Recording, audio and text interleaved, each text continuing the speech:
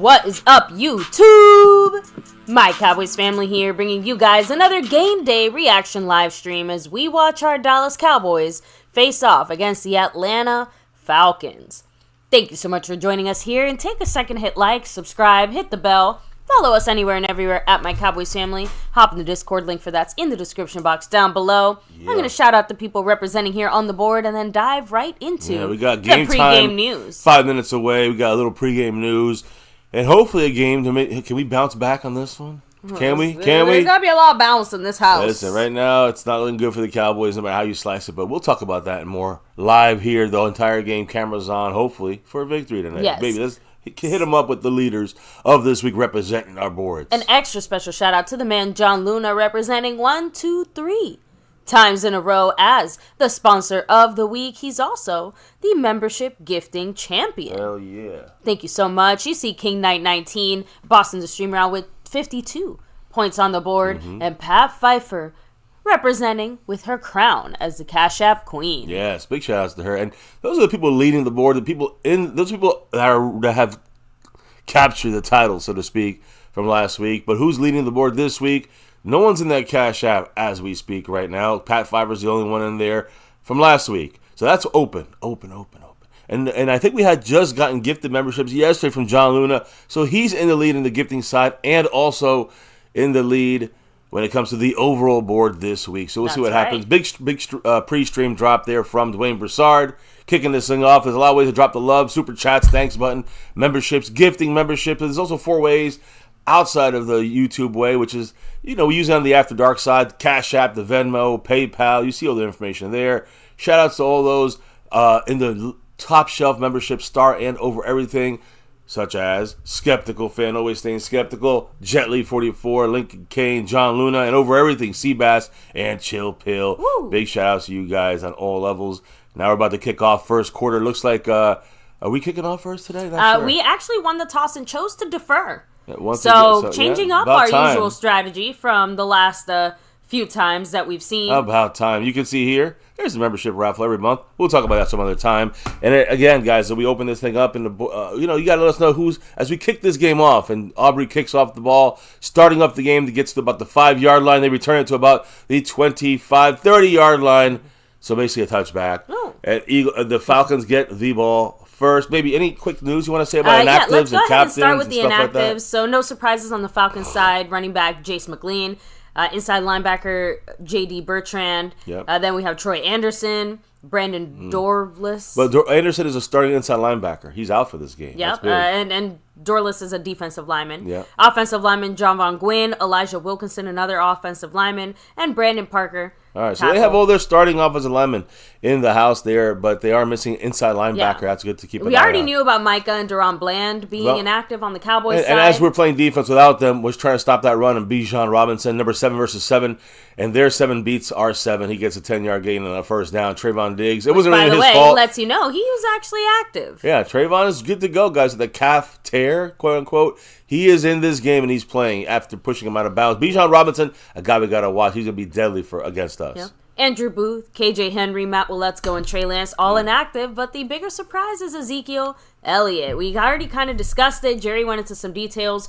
He is a healthy scratch. Apparently, according to Jane Slater, he's been distracted this season, and outside of habitual tardiness, he's missed 3 team meetings, and Friday's meeting that he missed was kind of the quote-unquote final straw.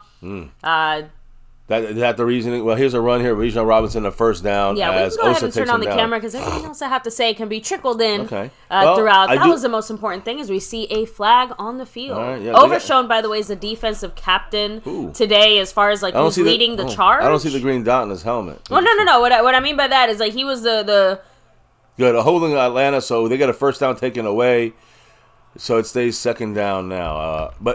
So he is officially the defensive captain. Offensive captain is Jalen Tolbert. Special teams Nick Vigil. But Overshown was seen pregame just hyping up the team, getting them ready to go. Getting that energy going in a positive way. Something else to kind of keep in mind as well that I thought was interesting. Schottenheimer and Robert Prince, so our offensive coordinator and our wide receiver coach, they both came out to hype up CeeDee Lamb pre-game. So even though it seems like on the outside things are a little bit weird, apparently a team source did tell Jane Slater they had a really strong team meeting last night and that CeeDee Lamb has looked really locked in throughout this week. And especially pregame that he looked like extra sharp. So good to know. The pregame stuff. We're on defense. We go in a double gap, but we drop motion back. From the Falcons. A little pressure. That's what gives him trouble when he gets the ball to Bijan Robinson. Got to make the tackle. One-on-one with Wilson. Hey, Wilson pushed him out. Well, 1 yard gain maybe. Good job by Wilson. So far, better game than last week. I do want to say, again, the Zeke situation. My viewpoint about Zeke is that he knew this week he was going to be inactive or fourth string, whatever it may be. And he just said, fuck it, I don't care. He just came in late for meetings.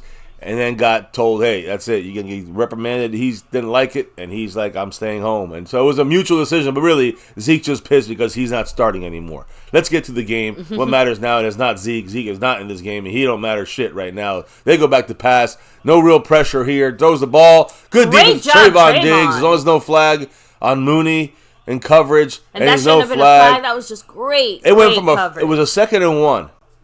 You hear? It was like a 2nd and 1, and they got a first down. Yeah. And then they were holding on that play. So they got back to a 3rd and 8, a 2nd and 8, incomplete, or 1 yard gain, a 3rd and 8, incomplete, now a 4th and 8, and they're punting. Not gonna lie, they could have definitely called it a little bit on Trayvon, but they let it go. It was close, but they let it go. For those that think that we get cheated on all the time, we got a break.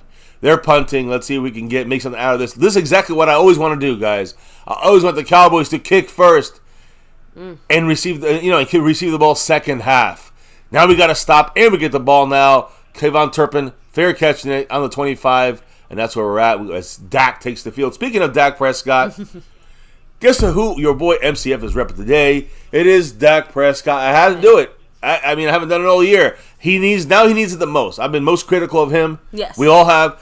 He needs the most help. So I'm like, come on, let's go, baby. Let's get a win. I can tell you who I chose because I'm counting on him the most today, and not to be an outfit repeater so soon. But I'm not gonna lie, most of the other jerseys I have are currently injured or messed up. This is the connection. These are the two I'm looking at right now, especially with that Zeke news that was announced in the sense of, okay, does this make you more hopeful for the run game? The only thing that makes me a little bit, I'm calling a tiny bit of bullshit, was Jerry's comments in regards to the situation. I'm gonna do some shout outs in the chat in a second here, but Jerry said this as far as Zeke being inactive, saying, quote, Zeke couldn't make the trip, he was being punished. I know Zeke is the first to recognize the discipline involved in meetings. Zeke is the antithesis of trouble. He's absolutely led the way his entire career. That's not exactly how I would describe Zeke, but sure, but Jerry. Antithesis of trouble. Okay, so look, the point is that Jerry thinks the world of him, yet they're having this issue. Listen, guys, I don't know how long it'll be before Zeke is gone or where's that his welcome, but it sounds like it's kind of happening. No, because Jerry added in there more. You've got to love someone that plays the game as physical as he plays you. You've got to love someone that practices as hard as he practices. He's inspirational and always has been. Something about that doesn't match up what we literally just discussed. We heard that Zeke's not showing up to practices, not showing up to team meetings, not putting in the effort he needs to. So... Well, again, I said this last night. I said, Jerry brought him in here to be a team leader. The team leader is saying, I don't like to be benched. I'm going to just sit out practices, come late to practices, and then say, I don't want him to go to the game. And a mutual agreement bullshit. So, all that stuff, it's just Jerry telling you what you want to hear. Yeah, and McCarthy kind of said it in a nicer way, saying it's really a team discipline situation, said it was a mutual decision for Zeke to not make the trip, saying there are all things we have to do in the workplace. That's what it is, and that's as far as I'm going with it. So I know you're saying not so fast. I think Jerry Jones is being nice, but he never wants to look dumb. Yeah. So he's saying, this is a great pickup for us because he's still this and that. Yeah, it ain't nobody's going on here. And again, whatever it was, it could have been that Jerry Jones told him, hey, listen, we're going to use you as our starter the whole year, no matter what happens. Like that's the plan, even if you're not getting all the carries. Yeah. And then he got mad that he's not even being. Now he's demoted to inactive. Final Jerry comment. He says that he needs Trayvon out there to quote. We need him to make one of those interceptions. Well, at least he almost made one there. Oh, it's almost interference. First quarter, got the stop, and we get the ball, a little play action there. There we go to Ferguson. And he gets 10, 15, 20 yards, 25 yards, 28-yard run by Ferguson in a big play. But do you see how much better it is for Ferguson when he's used not in the typical 2 steps, turn around, catch the ball? But there was other movement in the play. So you got guys running to the left off of a little like a RPO. So everyone's kind of shifting this way, shifting that way. That's why you got motion, you got movement. Ooh, a quick snap there. I like it. A little dump down to Dowdle. Everybody was kind of covered in the middle. Straight across. Hey, listen. First down for Dowdle. He manages to break the first tackle. Mystery flew Dowdle there with, again, what he was, there was the outlet for, and we're in a no huddle, which, what did I say about that? What did I say about let Dak take over? By the way, Dowdle lined up behind Dak. Yeah, but the no huddle is Dak's. I feel like it's play action. No, not even. Nope, under center. Here it is to Ferguson. First down again, baby. Oh, I love it. I know sometimes people forget what I say. I know maybe you forget. You know, I talk a lot. You don't listen to everything I say. But I've been saying to you, though, I know, but I've been saying this for weeks. I've been saying it for years. Since the beginning of this channel, you got the way you're seeing Dak being utilized now is to his strengths. Now they did get back in the huddle, but I want to see an occasional no huddle. I want to see occasional quick stats. We're in the red zone, by the way. We're on 21. We're almost in the red zone. But that's what I'm saying. We are using Dak the proper way, and these are scripted plays, so it's working out to the way we want to, and they're blocking. On this down is the only down we don't get anything. Dowdle still breaks a tackle there, almost breaks it for a longer game, but they blew the whistle. Thing is, 1 yard gain for Dowdle. You know it's going to happen once in a while. He's going to run for 1 yard. But the key is that I really like the fact that the way the Cowboys are currently, using misdirection. I don't say motion because we never use motion, but using movement on the field and just movement. It's movement. It's not even. It's like a shift or it's not motion, but it's like a shift during the snap or movement that's weird right at the snap. So that's confusing the Falcon defense. Shotgun for Dak, 2nd and 8. It was a 2 yard gain. They only bring in 4. We need pressure. There was a screen there to Dowdle and Zach Martin. Yards. Zach Martin missing the block on 55 of the Falcons, and we just went from 2nd and 8, lost 2 yards to a 3rd and 10. And then we get to the red zone. What did I say about red zone percentage, guys? Our worst, right? I think it was 31st or 32nd. I think we're 31st. I think that was the one that I jokingly said. I'm like, yay, we're breaking the trend. Zach Martin missed the block there on 55. If he had that block, that could have been a touchdown. Definitely a first down. We lost 4 yards, not 2. Ouch. So now we're way out of any kind of red zone, and not that really matters because we got Brandon Aubrey, but this is a field goal. This is a play for a field goal, or if you throw a dumb pass in tight coverage, you're going to throw a pick. So here you go. CeeDee Lamb for a little easier field goal to about the 15, 16-yard line, 4th down, and about 8. Look, we got to take our 3 points, 7 to go. But that was a little disappointing, especially because we were driving so well. 31st in the NFL. Only the worst team is the Giants. And the fact that we can sit there and say that, unfortunately, Zach Martin was a big reason that drive just got killed. That shows you that our best players are just not there. I'm actually, it's funny because the more time that passes, the more I want to err on the side of, age has a factor. Clearly, the offensive line scheme has to be another factor as well, though, just because how do you take someone like Zach Martin and have such a sharp decline? Yeah, no, but it's just a misplay by him. It happens, but it's just happening more often than it usually is happening for our team. By the way, I think the scheme is part of it too, but it's maybe, not a big deal. That play is not a scheme play. That's a screen block. He has to make. That's a basic thing. That's 100% on Zach Martin. So with the defense taking the field, by the way, something to keep in mind. And I'm going to do the shout-outs right after this. Christy Cowboy was reporting on 105 through the Fan that we could see a lot of Israel Mukuamu potentially matching up with Kyle Pitts. So remember, keep that in mind, especially with our corner situation. Well, no, but yesterday we talked about Donovan Wilson being the guy in coverage, and he's the one been covering the tight ends. Had a horrible game against Kittle, so it looks like Zimmer made a switch there and said, you know what, we talked about Mukuamu yesterday as maybe being the guy that helps out against tight ends. Sounds like he's the guy that they're looking at for the tight ends today and covering guys like Kyle Pitts, keeping them at bay. So there you go. We talked about that last night. And you see how Zimmer made the change today. You guys are cracking me up. The lunatic, much love. He said Big Mike started off hot, but then he remembered who he is. You got to go back to your roots, right? That one running play, that one missed block by Zach Martin, that ended the drive. John Luna, much love. He said at least Dak didn't throw somewhere he shouldn't have. That's a plus. Dak made the right decisions. I like Dak's focus so far in this game. That's why I'm ripping his shirt. Because I haven't ripped him all year, and we've been hard on him. He deserves the hard treatment. I agree. But he's looking good this first quarter. That drive was not because of Dak. That drive was more of a run stop and then a missed block by Zach Martin, keeping it to a 3rd and long. That's William Brady said, "Okay, we'll take the 3." We have no choice. Raul said, "Field goal as usual."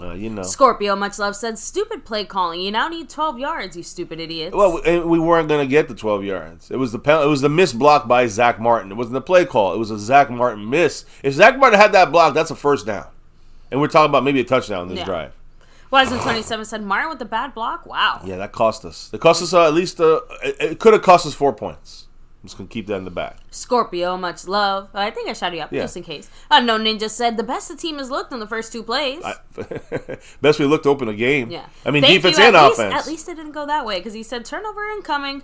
No, it did not. Thank you. So, Jesse, go ahead. I did want a quick shout out to Pat Pfeiffer, the Cash App Queen. Pat. Dropped a $4 holler and a Go Cowboys. Hey, 4 she for Dak. Is in first place once again and trying to go back to back like our 90s Cowboys. Thank you so much, Hearts Pat. are with you, Pat. Hoping for the best, but yes, big shout out to you, Pat. Thank you for watching and keeping tabs. Always Go Cowboys. I just wanted to say she's in the lead now as the Cash App as the queen leader. Today we might have a back-to-back crown. First time it would be ever done by a queen. That's right. By a woman. Yeah, first time to be a Cash App Queen back to back. We'll see if she holds it down. Kickoff, by the way, underway, and probably going to go. Let's go to the one. They're going to return it. I'll tell you real quick what happens. They're going to the middle, going to the left, turns upfield, goes to the 22-yard line, 21-yard line. Cowboys. We basically gained 8 yards there, 8 yards because we stopped them 8-9 yards short of the 30. That's basically a first down. So yeah, exactly. 10 yards we just saved. But Jesse of Merle, hopefully I said that right. What's up, MCF? Much love. Let me see. We have Marcus Kersey in the house. Always Go Cowboys. Always. Emeraldo Cruz. Hola Familia. Of course, the top dog, the Bay Bullies, Mr. Dwayne. Lord Nova 85. Hello and hi. Unknown Ninja rocking with us. Freedom first, not first. They're still chilling with us. Larry J. Hello and hi. Yeah, big shout out. Even you, Queenie Night. Queenie. Big shout out again to Dwayne Broussard for the pre-stream drop. Pat Pfeiffer for the Cash App drop. John Luna repping the boards. I see him in the chat. Big shout out to you. From Kirk Cousins to wide open. Is that Drake London? No, it's Mooney again. They're picking on Mooney twice. They went at him. Once with Trayvon Diggs in good coverage. This time, Kalen Carson, who's back from injury, a rookie, is in coverage, was way off of coverage. Now, our slot coverage against number 5, Drake London, that's one of the keys in my game. Number 5 versus Jordan Lewis. That, because they went a lot of 11 personnel. Yeah. So, because of that, we have to have that slot locked down. And Drake London loves to run. Even the outside receiver, he could also go in the slot. We got to watch number 5 when he's in the slot against Jordan Lewis. But Kalen Carson's the weak spot for us with Trayvon on the other side. So Kalen Carson on the outside is going to be a target for the Falcons. They're going to run, and that's something we got to stop. And Bijan Robinson, no, he gets the 10, outside. 12 yards, easy, just with a speed burst. Have you ever seen him play, baby? It's been a long time, actually. This is only his second year, once, right? Yeah. He's played. It's the second year he's played. So it's kind of hard. Second or third? His third year? Second year? Because we didn't play the Falcons last year, did we? No, but I've seen him play. This guy's incredible. You're going to see what I mean. That's a hold right there. They held Tyrus Wheat. No call.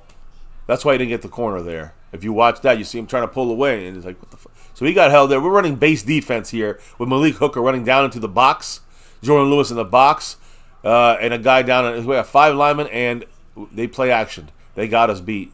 Oh, high gosh. pass. I knew they got us beat. I know. On Kalen Carson again. Kalen Carson getting ripped open here. And the thing is, we had 5 guys on the defensive line and 2 linebackers on purpose to kind of put that running back, like that, stop the run pressure, and they fooled us. They basically had us, on that play action, trick. I mean, we knew we were coming into this game with a subpar D, so it's hard to really be shocked or surprised. That's why we're wearing our offensive jersey, because the offense has to score more points than the Falcons, because our defense is hurting. Even if we had a good start, this is not a good finish right now. On our 22-yard line, they went from their 22 to our 22 in like a minute. Another run, 5 yards. 5 yards. Yeah, Bijan Robinson just tearing us up here. I mean, we're not going to be able to stop him. And I've been saying that's one of the big issues for us. 7 minutes and 20 seconds in the first quarter, by the way, and ticking, just so you guys know. Yeah, not good. But I did see a really funny joke, by the way, that Zeke missed more practices than he averages yards per run. Yeah, well, he missed 3 practices. He averages 3 practices. He averages 3 practices a week and 3.5 yards and 3.2 yards rush per carry. So I don't know. It's close to the same. Here we go. They have the ball here. 2nd and 5. Outside run. Got to stop the outside. Good job by 39. We do. Who is that? 29. That 28. Hooker. Great job by Malik Hooker to break up the play. Very disruptive. But that's a Zimmer play. So that's what I like. The Zimmer whenever Kendricks come in and close it up. Yeah, inside. But that's the thing, though. It's not about. The closing up is important. Yeah, that was only because Hooker was able to break through with that speed and disrupt the play. The reason, though, he's sending as a missile almost. That's a good way to describe it. Well, that's what we've seen. We're going to see doing. You guys keep seeing our guys doing this throughout the game because it's been done the last couple of weeks. We got better. 4, this is big. Got better stopping the run on the outside. When they run outside, you're going to see missiles hitting the outside, trying to push the running backs back inside. They're going to motion. Bijan Robinson as the outlet. He is. They're going for basically a receiver screen. Easy first down because no one can break the tackle and Bijan's too fast. So there you go. First down on a 3rd and 4. Easy first down. First and goal or just a first? I can't quite tell. I don't know. Probably 1st and goal. Yeah, it looks like a 1st and goal. I don't know. It doesn't really matter because they got us. They got us again. 3rd and 4, big play, but it didn't matter. 1st and goal on the it's gonna be 1st and goal. On the 10, I guess you can say. It looked almost like a face mask, by the way. Oh, no face mask here. John Luna with that $10 holla. Ooh, thank you so much, John. Appreciate you. I'm gonna read your comment right after this play. Big shout out to John Luna, by the way, who is in first place trying to go for 4 in a row. Touchdown. By the way, touchdown on Trayvon Diggs against Drake London. So not a great feeling there, but we got ran down the field with Bijan Robinson and then Kirk Cousins easy touchdown. Drake London against our best cornerback Trayvon Diggs, who was in there. It was a great perfect pass, a great catch, but it was a 9-yard touchdown on one-on-one coverage with our best corner. There's no excuses there. It's just Trayvon got beat. Trayvon got beat, yeah. That's it, and they fucked us. Much love to John. I don't even want to look at this game. I'll update the board. John Luna, thank you so much, John Luna. He said a quick $10 drop to see if the 0 to 10 changes to 1 and 10. Is it a $5 donation or more, or does 10 or more change it? Oh, I think it's per. Either way, I'll do what I can to help y'all reach y'all's goal. Love you guys and your channel. All good. And John Luna, hey, that's part of the fun is interrupting the commentary here. Especially at these times. I think it's just a 5 technically. That knocks it down. Like it has to be at least 5. I think it's 5 or more. I mean, it could be more. Like that one, that counts. I think as one of the 10 drops. But you know, what I'm saying it's just 10 $5 or more drop, and that was what they. That's what they had listed when we went on the yesterday. Yesterday, and just trying it out, seeing how it goes. I don't know what happens when we hit the goal. I don't know. Does it still say like how many hours or I don't know? It just says. Well, right now it just says John Luna, at least on my side. Okay, I got it here. So there you go. Oh wait, okay, it didn't show it yet. So I see what I did. Okay, so here's what we'll do. The normal number that it starts us off with every single time is 20. So I don't know. I'm just gonna hit redo, I guess, on this. I don't know what's gonna come up, but hopefully it does it right because that one did not count. Okay. Because it ran out when I put this up this morning. It didn't start. It started 3 hours at that time. So I think I just redid it. Now it went back to 20. I don't understand. Yeah, it's a new feature, guys. We're literally like this is. I think we're trying the second time we're testing it out. We're trying this out, but it says any. Teal super chat. So so that means at least 5. I think that's what it means, right? So there you go. So real quick, I did want to shout out a few comments here and people coming in. Sydney Eubanks, Nate, Queen and King. The Lunatic said motion. It's a beautiful thing. Too bad Big Mike doesn't think so.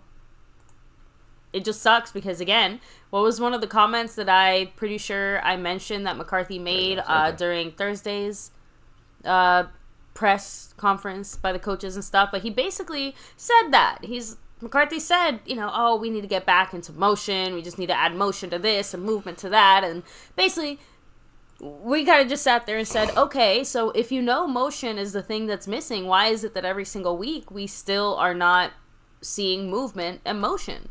Yeah, I mean, and again, when we do have motion, the last week we used the most motion that we did all year, but we never used the motion at the snap, which is really the real difference. Like, you can do a lot of motion and it helps your quarterback kind of know, basic, zone or man or cover, but the big help is when you snap the ball in motion, you're making your offense not static and moving around, and then when you're moving guys around, the defense has to be moving, and they're always one step behind. We know where we're going to go. We're an offense. They don't know where we're going to go. We don't utilize that. 7-3, that's what we get right now.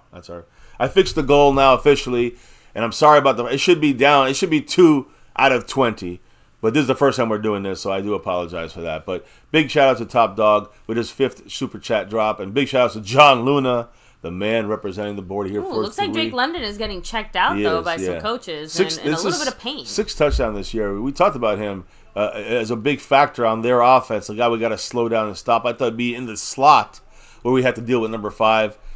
Obviously, it's also on the outside. Kevontae Turpin running it out of the backfield. Running it out of the backfield. Go! He's gone if he go. Come on, baby. Ooh, oh, damn it. So close. I saw him break the fuck out. Hey, there's a flag.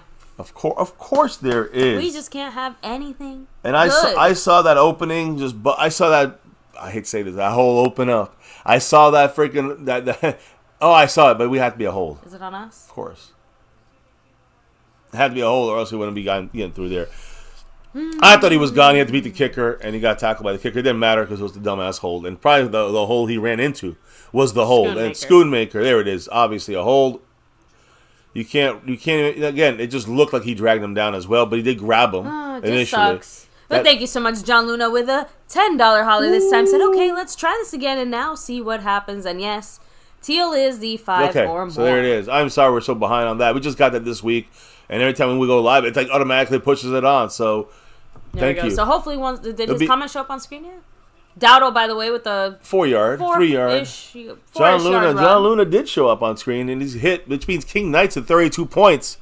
He was at 54 just when we started this thing off. Go. So he's at 32. Says 0 out of 20 though. Does it?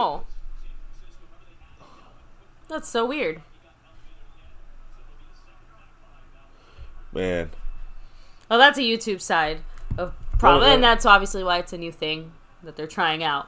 Anyway, I want to focus on the game. 2nd and 6. Dak pump fakes real quick. Moving in the pocket pretty well. Ends up trying to run. Yeah, and again, not even trying to run, just moving around the pocket, trying to find extra chance. But this is what we mean. Again, so you're forcing Dak to scramble, but because you've removed the option of Dak running from Dak himself here mentally, he should have ran for it when he started scrambling there.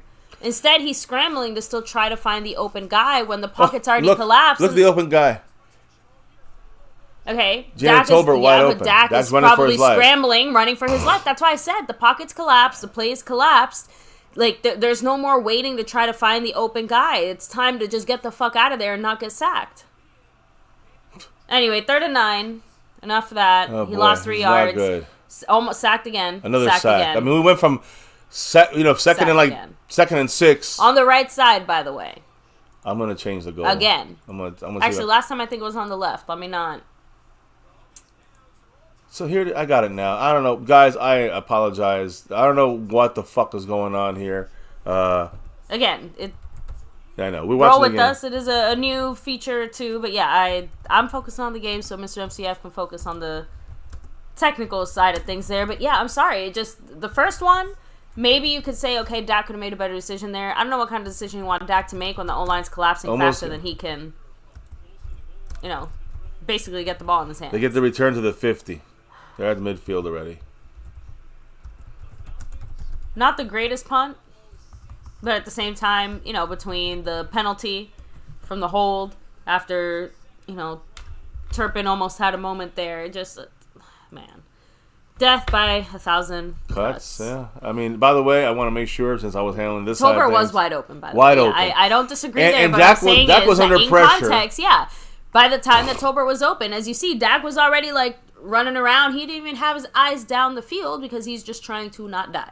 I mean... So, by the time that he had a chance to even begin to reset himself...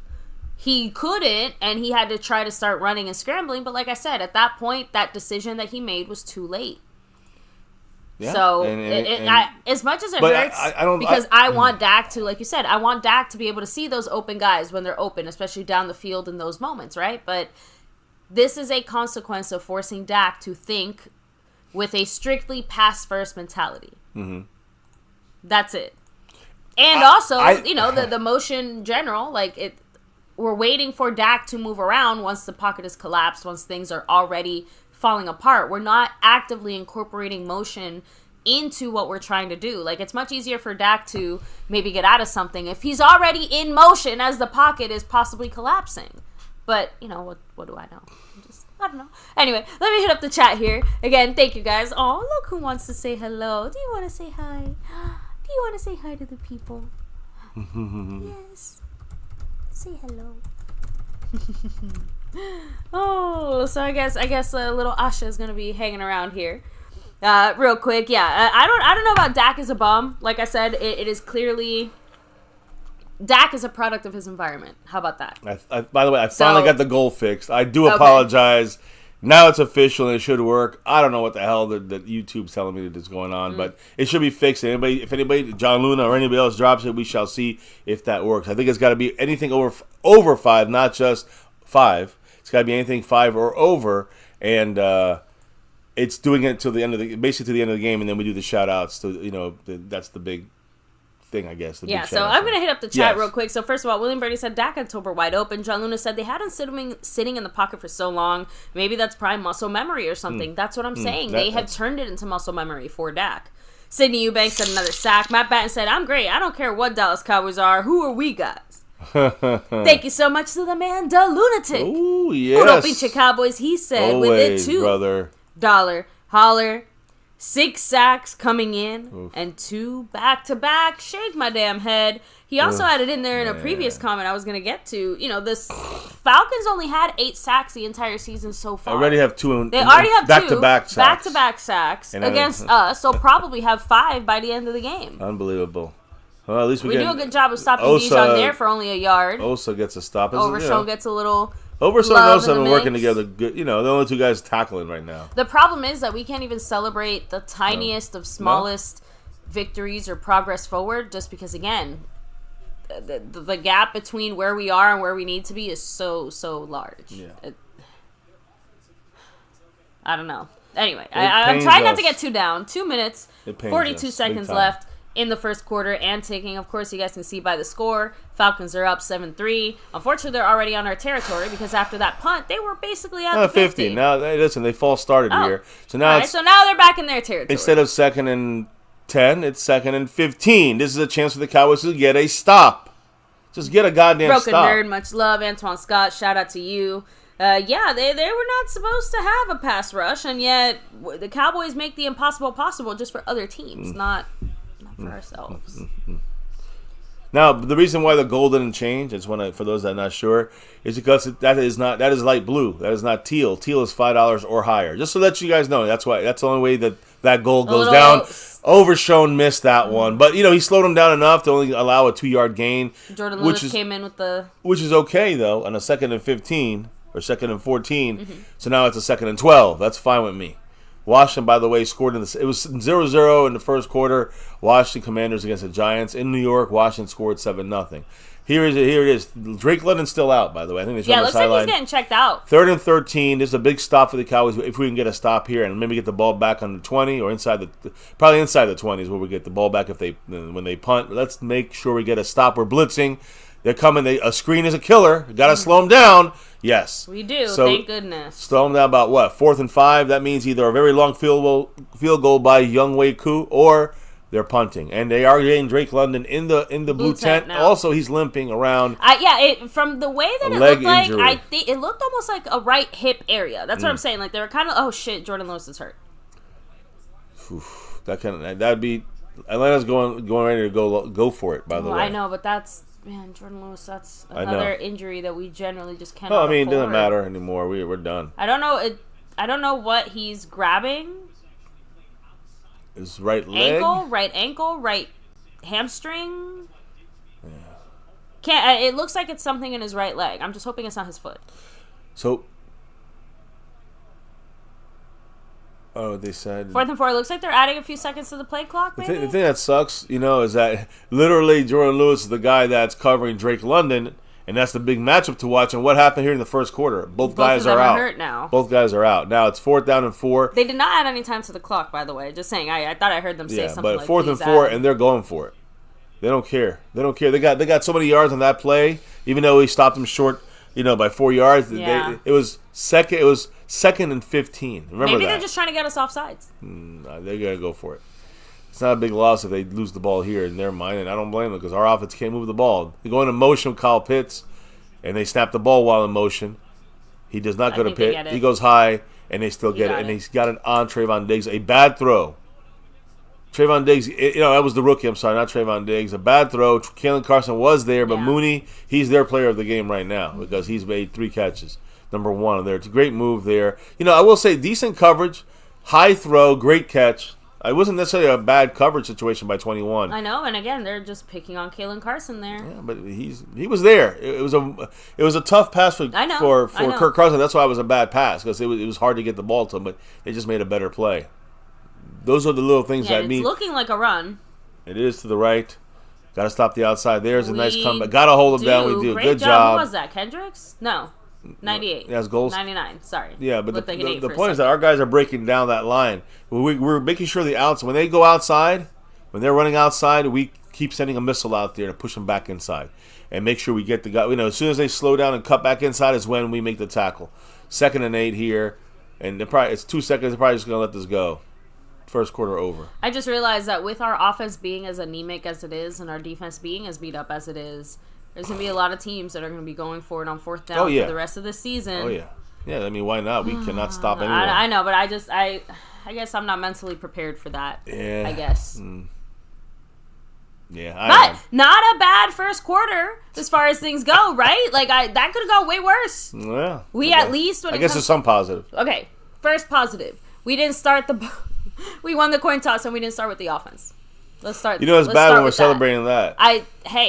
We saw the essence of motion on the offense. Yeah. We gotta call the minimum things that are happening here, because if not, this is gonna be a very long, depressing game, and I would like to enjoy myself a little bit here. We want to enjoy it for as long as possible. Like, we got to get depressed. Let us get depressed in the 4th, not in the 2nd.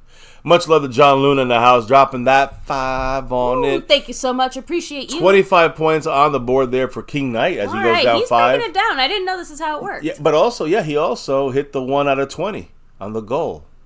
There you go. So, I'm sorry, what did he say? No, all good. He said if someone wants the donation to go towards the goal, you have to click on the little bullseye on top. You hit continue, and then it'll go through with this. So I guess if you click here and then you hit here, then it takes you to go. I see. So it shows you what the minimum is for you to be in the goal. Okay. There you go. Thank you, John. I didn't know. I thought it was just like any drop went towards it or whatever. So that's awesome, brother. Thank you. That. Appreciate it, man. Thank you for the insight there. This is a brand new thing, and we're figuring it throughout step by step. So so that hit the goal, as you can see, 1 out of 20, teal or higher. That's because last time. Yeah, I thought last time when he dropped like a 10 or something, it did go towards I'm saying in this stream for some reason, and this is YouTube, but it was set at only 5. So yeah, so it's you had stupid. to set it to 5 and more, or right? So I had to go in there and edit that. So I did get that and start. Honestly, it's fixed. I know YouTube it's a whole has thing. its I think YouTube is their very quote unquote user out. friendly. Like for us, like watching, it's like chill fans, whatever. On the user side, it has its moments where it is just not make sense. So anyway, real quick, let me go ahead, keep hitting up the chat a little bit here. William Bernie said it. Bright side, no turnovers so far. Like I said, we got to talk about the positives here, right? Still got 3 quarters. Just saying. Talk about the positives here. I know. I know. Just said I haven't had enjoyed being a Dallas fan for many years now. So I know the feeling, brother. Since I have only known this era of the Cowboys, this is the only joy that I have access to. So. No, it's. I know they don't make the crack the same way they used to in the 90s. The joy is not the same. BB13 said, we have to be considered a bottom 5 team. Bad offense, bad defense, and penalty. No discipline, no coaching. There's some pressure from Osa. Got to make the tackle here. Trayvon misses a tackle on Bijan, but luckily Jordan Lewis back in the game though, and pushed him out of bounds. But you see, that was a good defense there. It was a good, a good pass rush right there. Questionable to return for. I know I didn't hear what the injury was. For London. Drake London. By the way, big shout out to the Lunatic with another 5 on it. Woo! And he brings it to 2 out of 20 on that bullseye. Big shout out to the Lunatic. What did the man say with that $5 after this play? When Atlanta wears down our defense and wins today. Oh yes! Fumble! Kick the ball! Come on, Cowboys! We got it! Yes! Donovan Wilson! Yes! How about them Cowboys? We're gonna read the Lunatics a good luck, man, right there.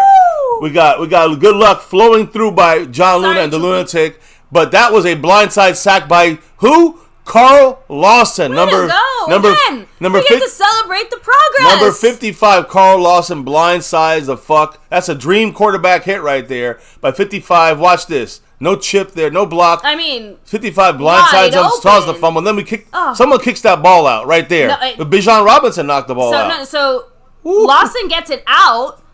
Yeah, but Robinson, like you said, pushed it forward, and then Wilson gets it right at the last second. What a play there. He's rolling and bowling, and we're knocking our guys down. That's great. That's nice. That's great with celebrating, and that's all good, but we are 3-4. I'm sorry. Those are the types of things that... It's worth it. I don't care how shitty you are. You are allowed... You get to celebrate that. That is celebratable.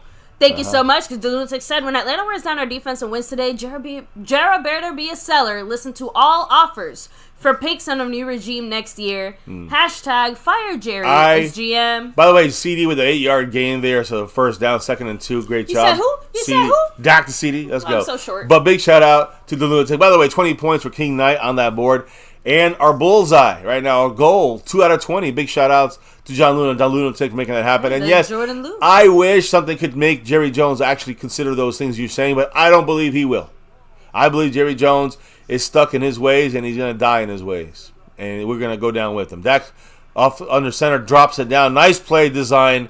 I like that play by McCarthy. There we go. Dowdle gets a nice first down, gets almost 10 yards. So we had number 40 and number 23. We're talking about, of course, Lipke and Dowdle in an I formation or a shifted like L formation kind of look. The thing is, Dak's under center, not in shotgun, comes up and immediately looks to his option. Those are options he was looking for. He was given time for the play to develop for the running backs to shift out, and then we had basically a running back screen as Dak then dumped it out to Rico Dowdle, and he had Lipke in front of him blocking. Great play there, wide open here for Tolbert. Again, not as big of a fan as that play. Well, it was a weirdly designed. Yeah, like, it was a look. You call it play action because technically that's what it was, but he kind of just went like the thing is.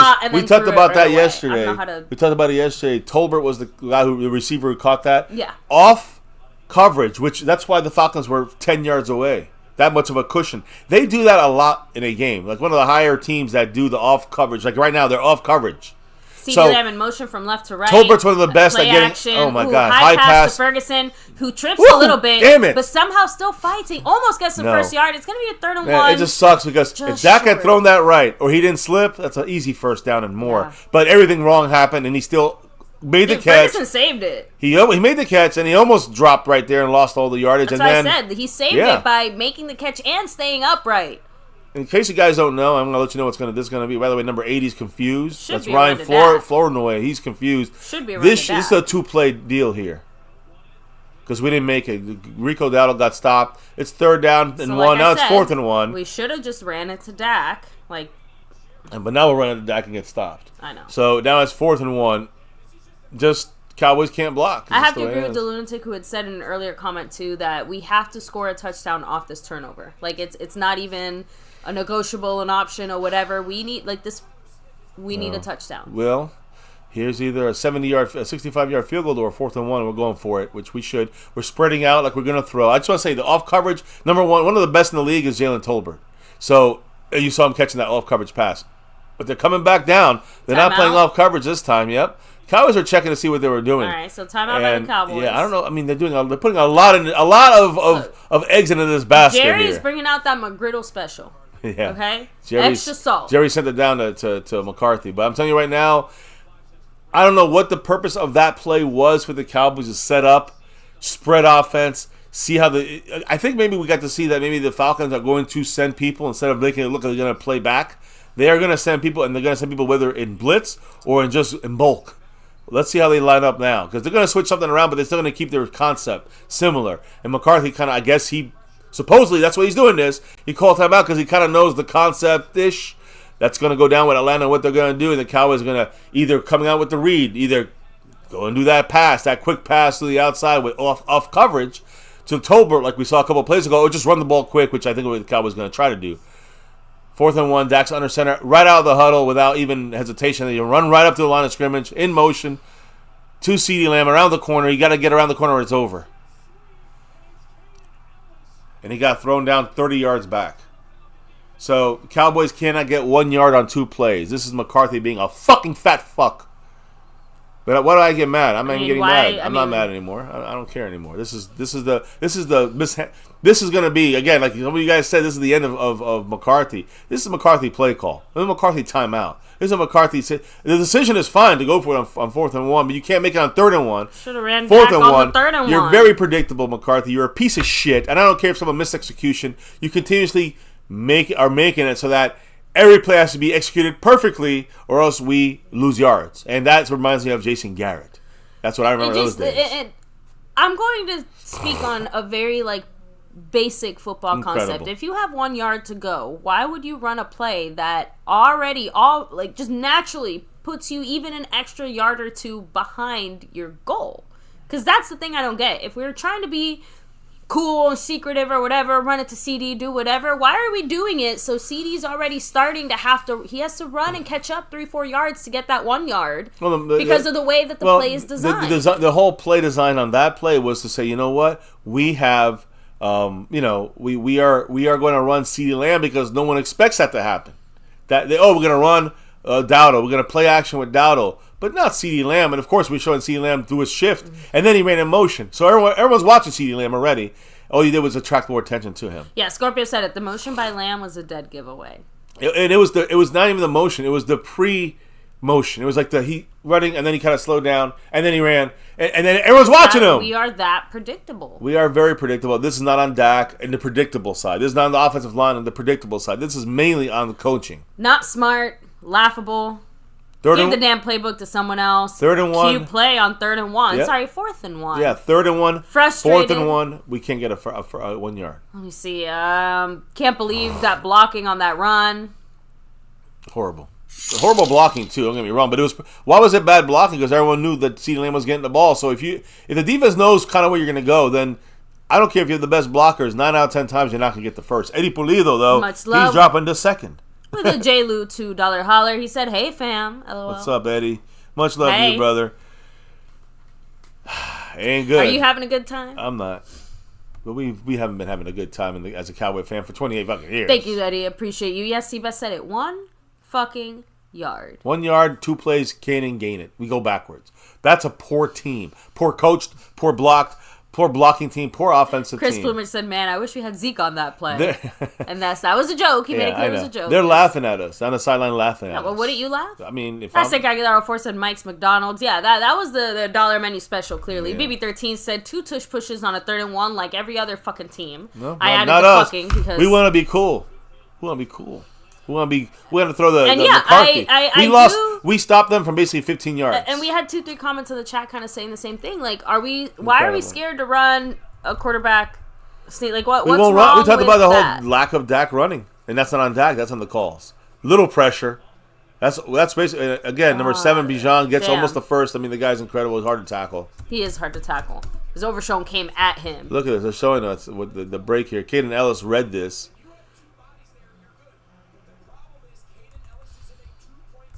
He's the one that made the play. Yeah. So, and like you said, baby, he saw the motion by CeeDee Lamb before the play even started. It pulled his eye right to him. Yeah. I mean, the Cowboys, that's a poor play. McCarthy's, look at him. He slammed his tablet. The first time he said no. The second time he slammed the tablet. He's getting real. He's done with it. And you know what? About the time we see something from him. Because I'm sick and tired of his big fat ass sitting on the sideline eating a McGriddle. And to me, oh my God, there's no block. There's no stop there on the run. Bijan just runs right. I mean, Kendricks jumps on the bottom. Kendricks jumps on the pile, not on the pile, but he jumps to make the tackle after 9 yards gained by Bijan Robinson. And we're not going to stop him. Bijan's going to average like 10 yards. And by the way, this is the first time they're bringing in their backup. What's his name? Algier. Algier. Sorry, since you started saying it made me think of Aguilar. I'm like Algier, number 25. He's averaging 5. He's averaging more runs. Bijan Robinson's 4.7 yards or 4.8 yards. He's at 5.2. Number 25. Get ready. There you go. Good stop. It's Overshown. Overshown's the only guy on defense playing anything. I'm gonna be honest. I mean, like I said, we can't even enjoy it just because. Yeah, look at the score. With the rest of the team struggling so much. Again, even Lawson just had a great, fantastic play. It didn't mean shit. Yep. Jack shit. All we did was delay. They're back to where they were before. Yeah, we just slowed down their touchdown. Yeah, we just took some time off the clock. I guess we saved points is all we did. We saved us, and then we gave the ball back 25 yards down the field. So Yeah, I mean, this is they already got 3 if they want. 3rd and 4, and they're gonna go for it on 4th. So I wouldn't even, but they don't have to because Algier just fucking. I mean, we ran to Algier. There's a flag. It's probably a hold as long as there's no other dumb flags by our guys. It looks like it kind of teeters towards a hold if I'm gonna guess, but it could be hands to the face by the Cowboys. Okay, holding Atlanta. So that takes them a 3rd and 4. Takes them back 10 yards. It was Jake Matthews, number 70, their tackle, which is, thank goodness. That saved us. That's 2 saved drives on flags. Actually, 1 drive, they still got a touchdown. So let's see if they get a touchdown this one here. He's going to the outside already. It looks like Tyrus Sweet took the wrong path. Oh, where's that? No, Golston took the wrong kind of path in my mind. But, I can't even get mad at Golston. He's one of our best players, and he's our 3rd stringer. 3rd and 14 now. It's a killer for them. Algier is out of the game now, and they probably have Bijan Robinson in there. They do. Helping in the backfield, blocking. Do not be surprised if they do a little screen pass for him after a second or two. Cousins looking down the field to let everybody drop back. If this is a 2-play situation and he's getting as many yards as he has been. It depends. It's a 2-play situation. What happened? They stopped the play clock was stuck. That's they got a lot. So we get to see a little bit of what they're doing, in a way. But the thing is. The only way this becomes a 2-play down though, baby, they kick a field goal here unless they get it 4th and 4. Well, maybe not a field goal, but what I'm trying to say is that Bijan's been getting enough yards. You could literally run him now, and they'll probably be in a situation where 4th and something is favorable. It'll be 4th. It'll probably be a field goal if they run him. But here they dump him out of the backfield. Got to make the pits. Got to make the tackle. We don't. Now it's 4th and 3. You can bet your ass they're gonna go for it. They're not kicking a field goal. We can't make a tackle. Don't look at me. I know what I'm sure. Jordan Lewis can't even freaking. Again, I know it's a big mismatch there, and Trayvon Diggs is hurt now. His back. No, he's hurt. I'm guessing it's. Yeah. He was kind of holding his back, but let's be real. He looks a little limpy. It's probably his calf bothering him. Timeout, Cowboys again, because we're not ready. Falcons are ready. They ran up on that line. Somebody else hurt right on now, the Cowboys? I don't know. No, we called timeout. We're confused. Trayvon Diggs came off the field. He thought they were going to kick. He didn't even think about it. And they needed him back on the field, even though he looked like he had a little injury there. The Falcons 5-3. We're 3-4. And it's not like they're unbeatable, this Falcon team. They're not that good. But Trayvon Diggs is hurt. Definitely stretching out something. I mean, I'm telling you, it's and probably his calf or his back is bothering him because the way that he's having to play, keeping pressure off his calf or something. Maybe was he the one that missed that tackle there on Pitts? I don't think so. I didn't see him miss a tackle, but it was him or Jordan Lewis. The point is, he's banged up now. It's 4th and 3, a huge play. The Cowboys had to waste another timeout. I don't know if that's because he was off the field. He's confused right now. They're gonna make they're bringing a blitz. Bringing a blitz here. There it is, overshown, quick pass, wide open, touchdown. Kalen Carson, Wow. Okay, so Kalen Trayvon Carson is arguing. Yeah, Trayvon is too busy arguing for the flag instead of actually trying to make a fucking play there. That is the most disgusting play I've seen all year. Trayvon Diggs and Kalen Carson ran into each other and knocked each other down. And they're celebrating like they won the Super Bowl. It's 13-3. They just a 4th and 3. We had a blitz. We had them done. The miscommunication by the Cowboys ran into each other. It's embarrassing. I'm embarrassed as a Cowboy fan. I apologize to all the Cowboy fans. This is a disgusting display. And even though we started off with a stop, 3-0, which could have probably had 7 points if Zach Martin blocked properly, it's going to be 14-3 because we suck. The Cowboys suck. The Cowboys are a 25th ranked team. You want your fucking power rankings? We're 25th. Does that sound good? That's around where we're at. And people think we're Super Bowl still.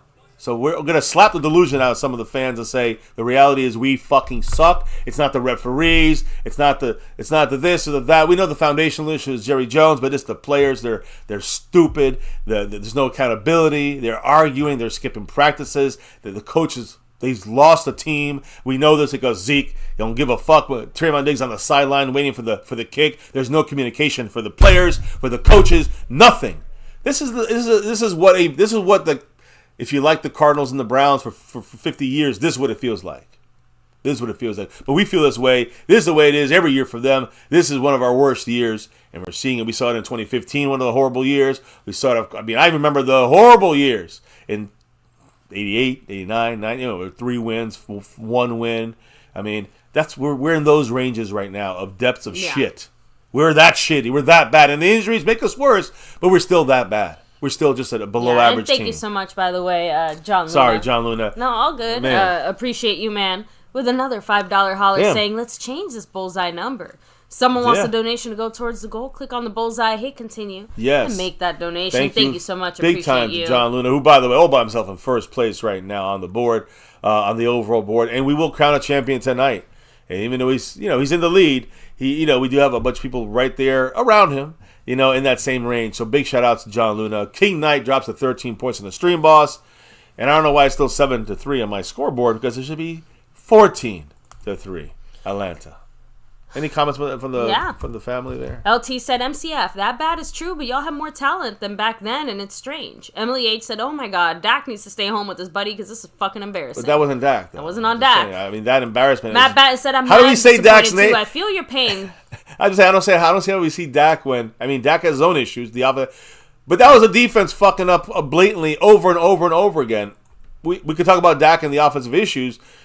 But there's issues in this entire team. It's not Dak. The entire team has issues. We have no one else because he's like, Diggs is hurt. What the fuck? Just put someone else in. Why would they keep leaving him out there and have that risk? You know who our backup is? No one else. Our backup is Mukuamu, a safety. We have no one else. We have no other players. We don't have Deron Bland. We don't have that Onuraki, number 27. He's out on our injured reserve. We don't have anyone on this team. Josh Butler. If we go to Josh Butler, we're practice squad. He's our literal last guy. So it's Mukuamu, who's a safety, and Josh Butler. Got hurt for a play for a Jordan second. Lewis got hurt. We cannot afford to even have a sneeze. When it comes to our corners.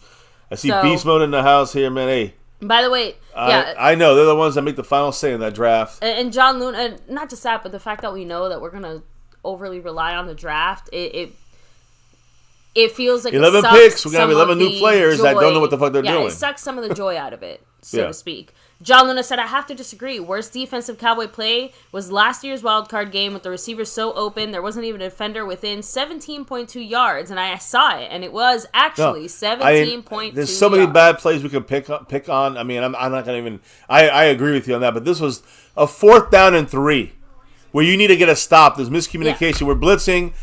And Kalen Carson literally... Yeah, the bigger problem to me, and honestly, I can't quite tell, but it does seem like Trayvon was the one who actually... Trayvon's confused. That's our best player fucking up, and that's 2 fuck-ups for him that cost us big time.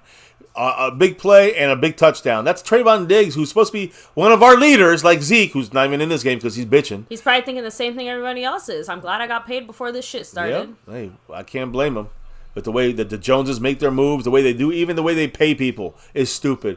Kirk Cousins sees he's looking out there, he sees the mismatch. He sees the Cowboys are not, he knows, he says, hurry it up. We know they're not ready. Easy touchdown. This is like shooting fish in the barrel. In a barrel. You guys know, right? How easy it is to shoot a bunch of fish in a barrel and shooting in there. You're killing a couple with one shot. That's how easy it is. Dak's literally looking at Rico. Luckily, we got a block and a little move by Rico. There we go. That was the first down. Play design was for that, so Dax just went right to it and got 15 yards on first down. Now look what we're doing, guys. This is what I hate. The Dak haters in the chat. This is where Dak is his best, and I keep saying this to people, and he might throw a pick now, but generally speaking, percentage-wise, this is when when McCarthy lets Dak run the team, fast-paced, up-tempo, we're better. And it's proven over and over again. Dak's out of the pocket. Proven over and over again. Even the pass could have been better. Wide open CeeDee Lamb because Dak is controlling the fucking flow of the game. So when Dak is controlling the flow, we move. We got 3 points because where did all those beautiful plays to Ferguson go? From that first drive. Well, look, that first drive, we got down the field because of Dak quick huddle. Here's that play to CeeDee Lamb. This time a 30-yard gain, maybe more. He gets tackled from behind. He almost was gone. So when you let Dak run the flow of the game, the offense is better. Fuck McCarthy. Let Dak run this thing. And I know some of you guys say, well, fuck Dak. I'm going to need that. No. I'm going to need a gif of McCarthy slamming that tablet down. Yeah, we're going to use that over and over again somewhere. Somewhere we're going to use that because I love seeing McCarthy pissed because he's fucking us sideways. Seabass's comment. Business decision Diggs. Preaching Prescott tablet Dak. Podcast Parsons. Diva Lamb. Clown show, this team, man. And don't forget McCarthy, the fucking fat clown in the middle of the field. Dak looking, throwing, bad pass, should have been picked. It was a high pass on Ferguson by Dak, bad pass by Dak. Dak was 9 for 9, by the way. If you guys are wondering about Dak and his ability, not that every pass was great, and another, high pass, Ferguson could have caught it. But that easily could have been a pick. Lucky it was not picked. My point is, Dak is 9 of 10, and he's had some issues. And even when him having some issues, he's the least of our problems. Offensive line, missed blocks, defense, clock management, game management, timeout management, coaching. These are all bigger problems. Run game. These are all bigger problems than Dak Prescott. I'm just saying. Not the fucking delay. And then we got to delay a game because everyone's out of position. Unbelievable. I mean, what sloppy offense. So and I'm sorry, but you can't even put this on Dak. No, I do put that. That's on the whole offense. But Dak's running the game. He's got to be faster. I'm sorry. He was asking for the ball to be snapped with 2 seconds left. Still, BB seemed like he. Yeah. Like I'm just saying, like I saw Dak go like. Yeah, and also way too much time to clap. First time Dalvin Cook in the game, by the way. Dalvin Cook in the game. So we're going backwards. It's 2nd and 15. Same situation here. Back, 10 seconds to snap the ball. I hope we're ready because we don't look like we're ready on the offensive line. We got a block. There's a block by Dalvin Cook. Dak gets out of that. Dak runs finally, and he gets 10, 15, first down, 20 yards, 25 yards. Boom. Boom. Dak runs. Let Dak cook. Is that what they say to kids nowadays? Yeah, that's what let Dak cook. Saying. If you let Dak do his thing, listen, if you force Dak to throw to tight windows and stay in the pocket with 8 guys hanging on him and he has to throw into double team with no separation by the receivers, that's going to be a bad game for Dak, a bad look. When Dak gets to do what Dak just naturally can do, run when he needs to, throw into those, use his play action is acting. Let Dak roll in the motion, the flow of the game. It's a run to Dowdle. Great job by Dowdle. Almost a touchdown on the 2-yard line. Now it's a 1st and goal. Great job by Dowdle. Of course, there's a fucking hold. Dowdle, great job by hiding behind his illegal use of hands. Please, defense. Yes. Defense. Yes. Thank goodness. Thank goodness. Okay, let's try that again. Yeah. Thank you. Thank goodness. Illegal use of hands, probably to the face there, getting down the field. But the point is, high five was an illegal use of hands there for a second. The thing is, for us, I mean, I see man. Who wasn't on? Great job by Dowdle jumping back to the right. I mean, back to the left, which is why he got the extra 5 yards, 10 yards. Dowdle, we're in a shotgun on the 1-yard line. We should be scoring a touchdown, but right now, it looks like just a straight up run to Dowdle. It's a heavy left. It looks like we're going left. It almost looks like we moved early. We did. Instead of 1st and goal on the 1, now it's 1st and goal on the 6. So Zach Martin or Tyler Smith? It was one of the guards moved, popped up. Tyler Smith. Like we're at 4 or 5 penalties already. We're not even in the same universe, guys. Like, forget being on the same page. And it's loud, so the Cowboys they down here. Like, you got to be men now. Step up to the fucking play. You just sit here and give me a pussy and sit here and now the crowd noise is too loud. You Don't fuck up. With me. Women can multitask. Now you fuck up. Now it's a pitch to the outside. Dowdle's our main weapon here to the 3-yard line. Solid play call. Way of making up half the distance. Now it's a 2nd and goal. We almost lost 5 yards there, but luckily Dowdle broke the tackle. Made that happen. Yeah. Whew, 2nd and goal from the 3. Lewis, obviously, not usually something I do, but it just the frustration is so high. It's like, again, even the good things feel frustrating right at this moment. It's a good touchdown. Dak's looking to the right, pointing it out. It looks like either the 4 minutes and 14 seconds left. They're blitzing a guy here. It looks like they're trying to. Okay, Dak has time, but not anymore. Dak's going to throw it away. Dak's running. Throws it, touchdown, and he drops it. Touchdown! By Dowdle. Oh my God! Okay. That's a play you're gonna see on the football follies. You're gonna see that play all over, guys. Dak almost got sacked Dak almost got sacked 4 times. He's trying to run to the end zone to run out through the ball. We should have lost like 20 yards. Threw the ball to Dowdle high, but he hit him in the hands and he dropped it, bounced it up in the air. The Falcons almost intercepted it. Then they bounced it in the air, and Dowdle on the ground recovered the catch. Look, boom. Boom, boom. That was the best move, by the way, that Terry Steele has had all season. I don't believe the fact that he moved out of Dak's way so Dak wouldn't get crushed against him was the best move he's had all season. Wow, for us to score, that's the kind of play. That's the way we drew it up, by the way. That's the way the Cowboys scored touchdowns. Exactly as intended. Yeah. That's exactly the way the Cowboys, but planned it. We're going to take it. We are. Because now it's 14-10, 4 minutes and 1 second. So and we get the ball. Still has and to we be get the their ball. thing here. And we get the ball second half. That's remember how good does that sound, right? I know we're still down John by 4. Luna, you cracked me up because I know what you meant there. What do you say? But man, is that embarrassing? Because he's like, well, the Cowboys just aren't used to being in first and goal situations. Maybe it's just nerves. I hate to say you're right. Let that sink in for a second. I hate to say you may be right. And the Cowboys look nervous because they haven't seen it. And we're one of the worst. We're one of the worst scoring. We're the 32nd scoring red zone scoring. Yeah, Brandon team. just said, "What the fuck?" Like laughing. Matt Batten said, "Let's that catch was okay." Eddie Pulido said, "This is why the Falcons suck." Scorpio said that was a crazy circus catch. I mean, and the funny thing is, I think the ball might have been tipped a little bit, and then Dowdle caught it and like tipped it up to himself. Then he was hit, and he still was tipping the ball while he was being hit. I thought the defender hit it. He hit it, but that's amazing concentration for him. Unknown Ninja Much Love saying that easily could have been a catastrophe. Oh yeah, Dowdle got lucky. The whole team got lucky. Again, Listen, we could have been sacked. There was 2 20 catastrophes yards down the field. There was 2 we threw it to when Dak over, kind of had a high throw to Ferguson. He should have caught it. He still could have caught it, but that was almost a pick. It would have ended that touchdown. And then of course that play in itself could have been an interception, and it ended that. Luckily, we got lucky. We got 10 points. We got lucky. Yeah, 10 points is our average. Great play calling half. on that drive from McCarthy. Said no one ever. Yeah, listen, he did a good job on that first down and goal after the interception to get half the yards back. That play obviously was a disaster. Dak made it happen, and Dak made it happen, not getting sacked. Terrence Steele got out of his way, and Rico Dowdle made a circus catch. That's the way the Cowboys can score. That's the only way we can score. But I do want to make another comment. I want to hold on. Go ahead, pat yourself on the back. Here. Thank you, baby. I appreciate it. The point is, on the 2 drives out of the 4 in this game the Cowboys have had, we scored points on the 2 drives that we went with quick huddle or no huddle, or that kind of you let Dak control the game.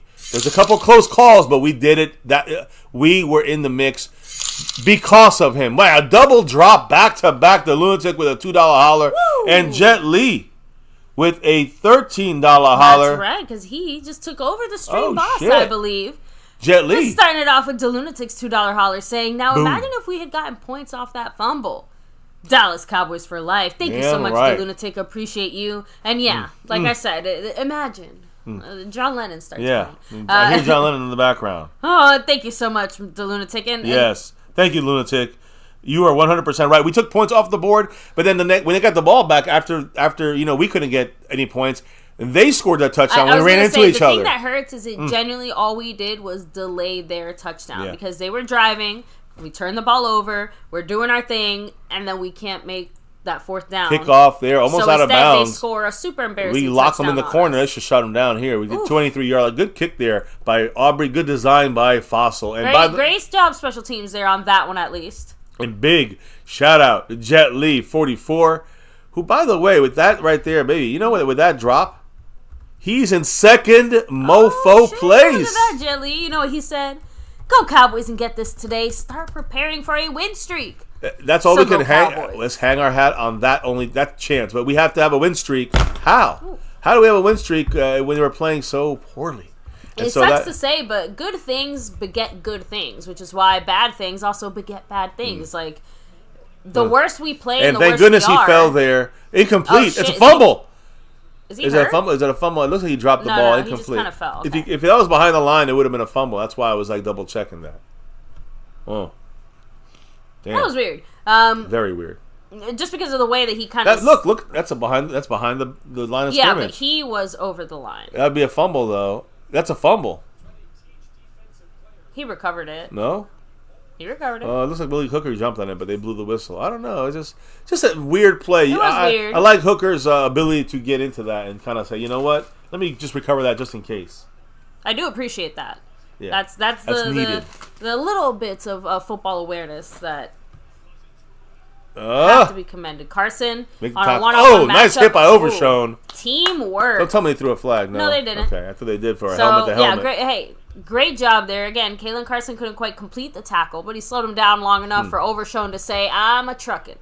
So, I will take that. Yes, so, Eddie Pulido actually agrees with you. He's like, that's a fumble. Should have been maybe called one. It was close. It's close. Definitely close. I think because he was, he downed himself, even though it was technically. I don't No, know. that ball was loose. It was just to me. It's more to me. At that point, because he was in the act of making that football move. Doesn't make a difference. No, baby, he never had possession. That'd be a fumble or incompletion. Okay. Because it was a forward pass, not because of his ability to catch it or not. The board is updated. Jet Li's in second place on the overall board. And they get a fucking 3rd and 8. Wide the fuck open. I thought he dropped it Is for there a fumble? second there. I was gonna say, you want to talk about a fumble? I swear I saw the ball come out. Well, a bunch of Cowboys jumped in the mix, but it doesn't matter. They got another first down, although I think he did fumble it. Let me see. I think he punched it out. He did. Kendricks punched that ball out. They still got lucky enough to recover the fumble. Okay, damn. By the way, I do want to shout out Jet Li, but I want to shout out Jet Li. I know he's always into the Cash App. Pat Pfeiffer is currently in first place, trying to go back to back on the Cash App board, and I think she's just like 4 up on you right now. So I'm just letting you know, Jet Li. I know he's always interested in the Cash App crown. Pat Pfeiffer is right now. She's getting down, first place right now, in the lead right now. Back to back possibilities. We have John Luna. 2-minute warning, by the way. Back to back to back as our champion, but he may be back to back to back to back, a 4-peat in effect. If he takes it down today, he's in the lead on the overall board, and he's got 3 in a row on the sponsor of the week board. Jet Li running the stream boss. Much love to King Knight, who had that for a couple days, but Jet Li took it over. 100 points fully loaded, and on the overall on this here gifting board, the man John Luna once again. Yes, last week he gifted 20 memberships. This week he gifted, and he's back in the lead for a repeat possibility. Again, at the end of this game, we will crown and anoint the champions in all 4 groups. So thank you guys on all of that. And tonight, in today's game, thank you for those dropping the love. By the way, Skeptical Fan, I might have to redo it because I do think he's in second place over Jet Li, because I just realized his membership went through. Skeptical Fan in that star level. So big shout outs to him. Dwayne Broussard with the drop today. Pat Pfeiffer in the Cash App. John Luna, of course, the man. The drops. These are all drops from today. The Lunatic, the man. Much love. Eddie Pulido, Jet Li 44. Thank you all for doing your thing here with us. Oh, yeah, and one last shout out, extra special shout out to Jet Li 44. Pat Pfeiffer now in second place because Jet Li dropping a $10 holiday. Say, go Cowboys. And he's in first place on the Cash App board. That's right. By 6 over Pat Pfeiffer. Okay, I'll let you hit it up. Are you ready for fun stat time? Oh, boy. So ready. Look at me. Yeah. CeeDee Lamb and Dak have the longest runs of the season for the Cowboys on that previous drive with 18 and 22 yards respectively. Wow, that's horrible. Our number 1 and 2 running backs. Zeke and Dak. Exciting. No. CeeDee. CeeDee Lamb. CeeDee Lamb and Dak Prescott. Well, CeeDee Lamb was our best rusher for about the first 3-4 weeks of the season. The longest runs of the season. So CeeDee Lamb had that 18-yard run, and Dak had that 22-yard run. Wow. That's embarrassing. Remember, we had a run over like 13 yards, I think, this year, if I'm not mistaken. We have not. So, like I said, I figured we should share, fun stuff. Oh, shit. What's going on, baby? Hit me with the update. I can't see. Holy crap. Here, Jet Li 44. Coming through, he said, I got to show the love to the family, gifting 5 memberships. Huge shout out to you. And Eddie Pulido also said, hold up, wait a minute, because I got to drop a $5 holler. Hit it, and takes the bullseye down a little bit, Go Cowboys, and I love y'all. Thank you so much, Eddie. Wow. Let me shout out to people who got the gifted memberships here. Thank you so much, Jet Li 44, with Gabe Al, Go Bro, Jonathan Moore, Miss R, Tommy DC, and let me see, 1, 2, 3, 4, 5. Yeah, there we go. Those are 5. Thank you so much, Jet Li 44. Congrats to everybody who got them. Drop them now that you got them. Boop, boop, boop, boop. Hold on. I'm trying to dropping all the emojis there. It's a 2nd and 6 here for the Falcons. 1 minute 30 seconds. They're on R41. Kirk Cousins with a bad pass. Incomplete. Trayvon on cover. Trayvon was actually where he was supposed to be on that coverage. He did a decent job there. Even had it been complete, looks like it was heading in the right direction. So, thank you, by the way, John Luna. Whoa. And Jet Li 44. Following it up with back to back. We may be getting close to that bullseye. $hollers. Yeah, it's at 7-20 right now. John Luna said it. This records on the bullseye goal. If you want the donation to go towards it, click the bullseye and continue. Yeah, and then go ahead and true. Drop you have to the actually love. hit the bullseye, I think, right? And thank you to Jet Li 44 with the $5 holler. Go Cowboys. Appreciate you always. Big thank you guys from our heart, bottom of our hearts. You guys are awesome, both of you guys. 36 John Luna here for the Falcons. Jet Great Li. pressure. Almost a sack. Get a sack. Yes. From behind. Who's that? Again, Carl Lawson. Carl Lawson. Carl Lawson, the second sack of the day for him. The first one led to a turnover. We're getting it out of it. Carl Lawson. I almost wore his jersey today. Question for you. Does that mean that we're starting to see these young guys step it up? Again, Carl Lawson's not a young guy. Atlanta suck that bad? Carl Lawson's not a young guy, but they're playing against one of their better players. How about this new guy? Well, listen, 55 is going against Jake Matthews. He's a good offensive lineman. The bigger thing I like from this is we got our Sam Williams. We're seeing Carl Lawson kind of becoming the Sam Williams. He's getting more pressure every week. Yeah. Now he's got 2 sacks and a half. You know what's funny? Let's go, Carl Lawson. I told you. Wear your jersey to work day on Friday. And who did you wear? Carl Lawson. I wore Carl Lawson, so. Hell yeah. I'm updating the board here, by the way. We got 7 out of 8. Damn, 8 out of 20 drops in there for the bullseye. Wow. Will we actually make the bullseye? This goal thing? Oh, Turpin to the corner. And gets about 3 yards. He stays in bounds. He gets about 10 yards, 15 yards right there for him. He gets us almost to the 20. They pinned us at the 2. That was some good effort there by Turpin. Good job by Turpin, tippy-toeing the sideline. And thank you, Jetly44. Which, by the way, I think we have just under a minute to try and make at least a field goal. So, hey, Brandon Aubrey. Yeah. Record-breaking time. Hey, listen, we need to get to the star. Come on, let's get this win and go Cowboys. Thank you so much, Jetly44. Hey, I would love nothing more than to somehow squeeze a touchdown. Actually, I was wrong. I'm sorry. I thought we were just under a minute.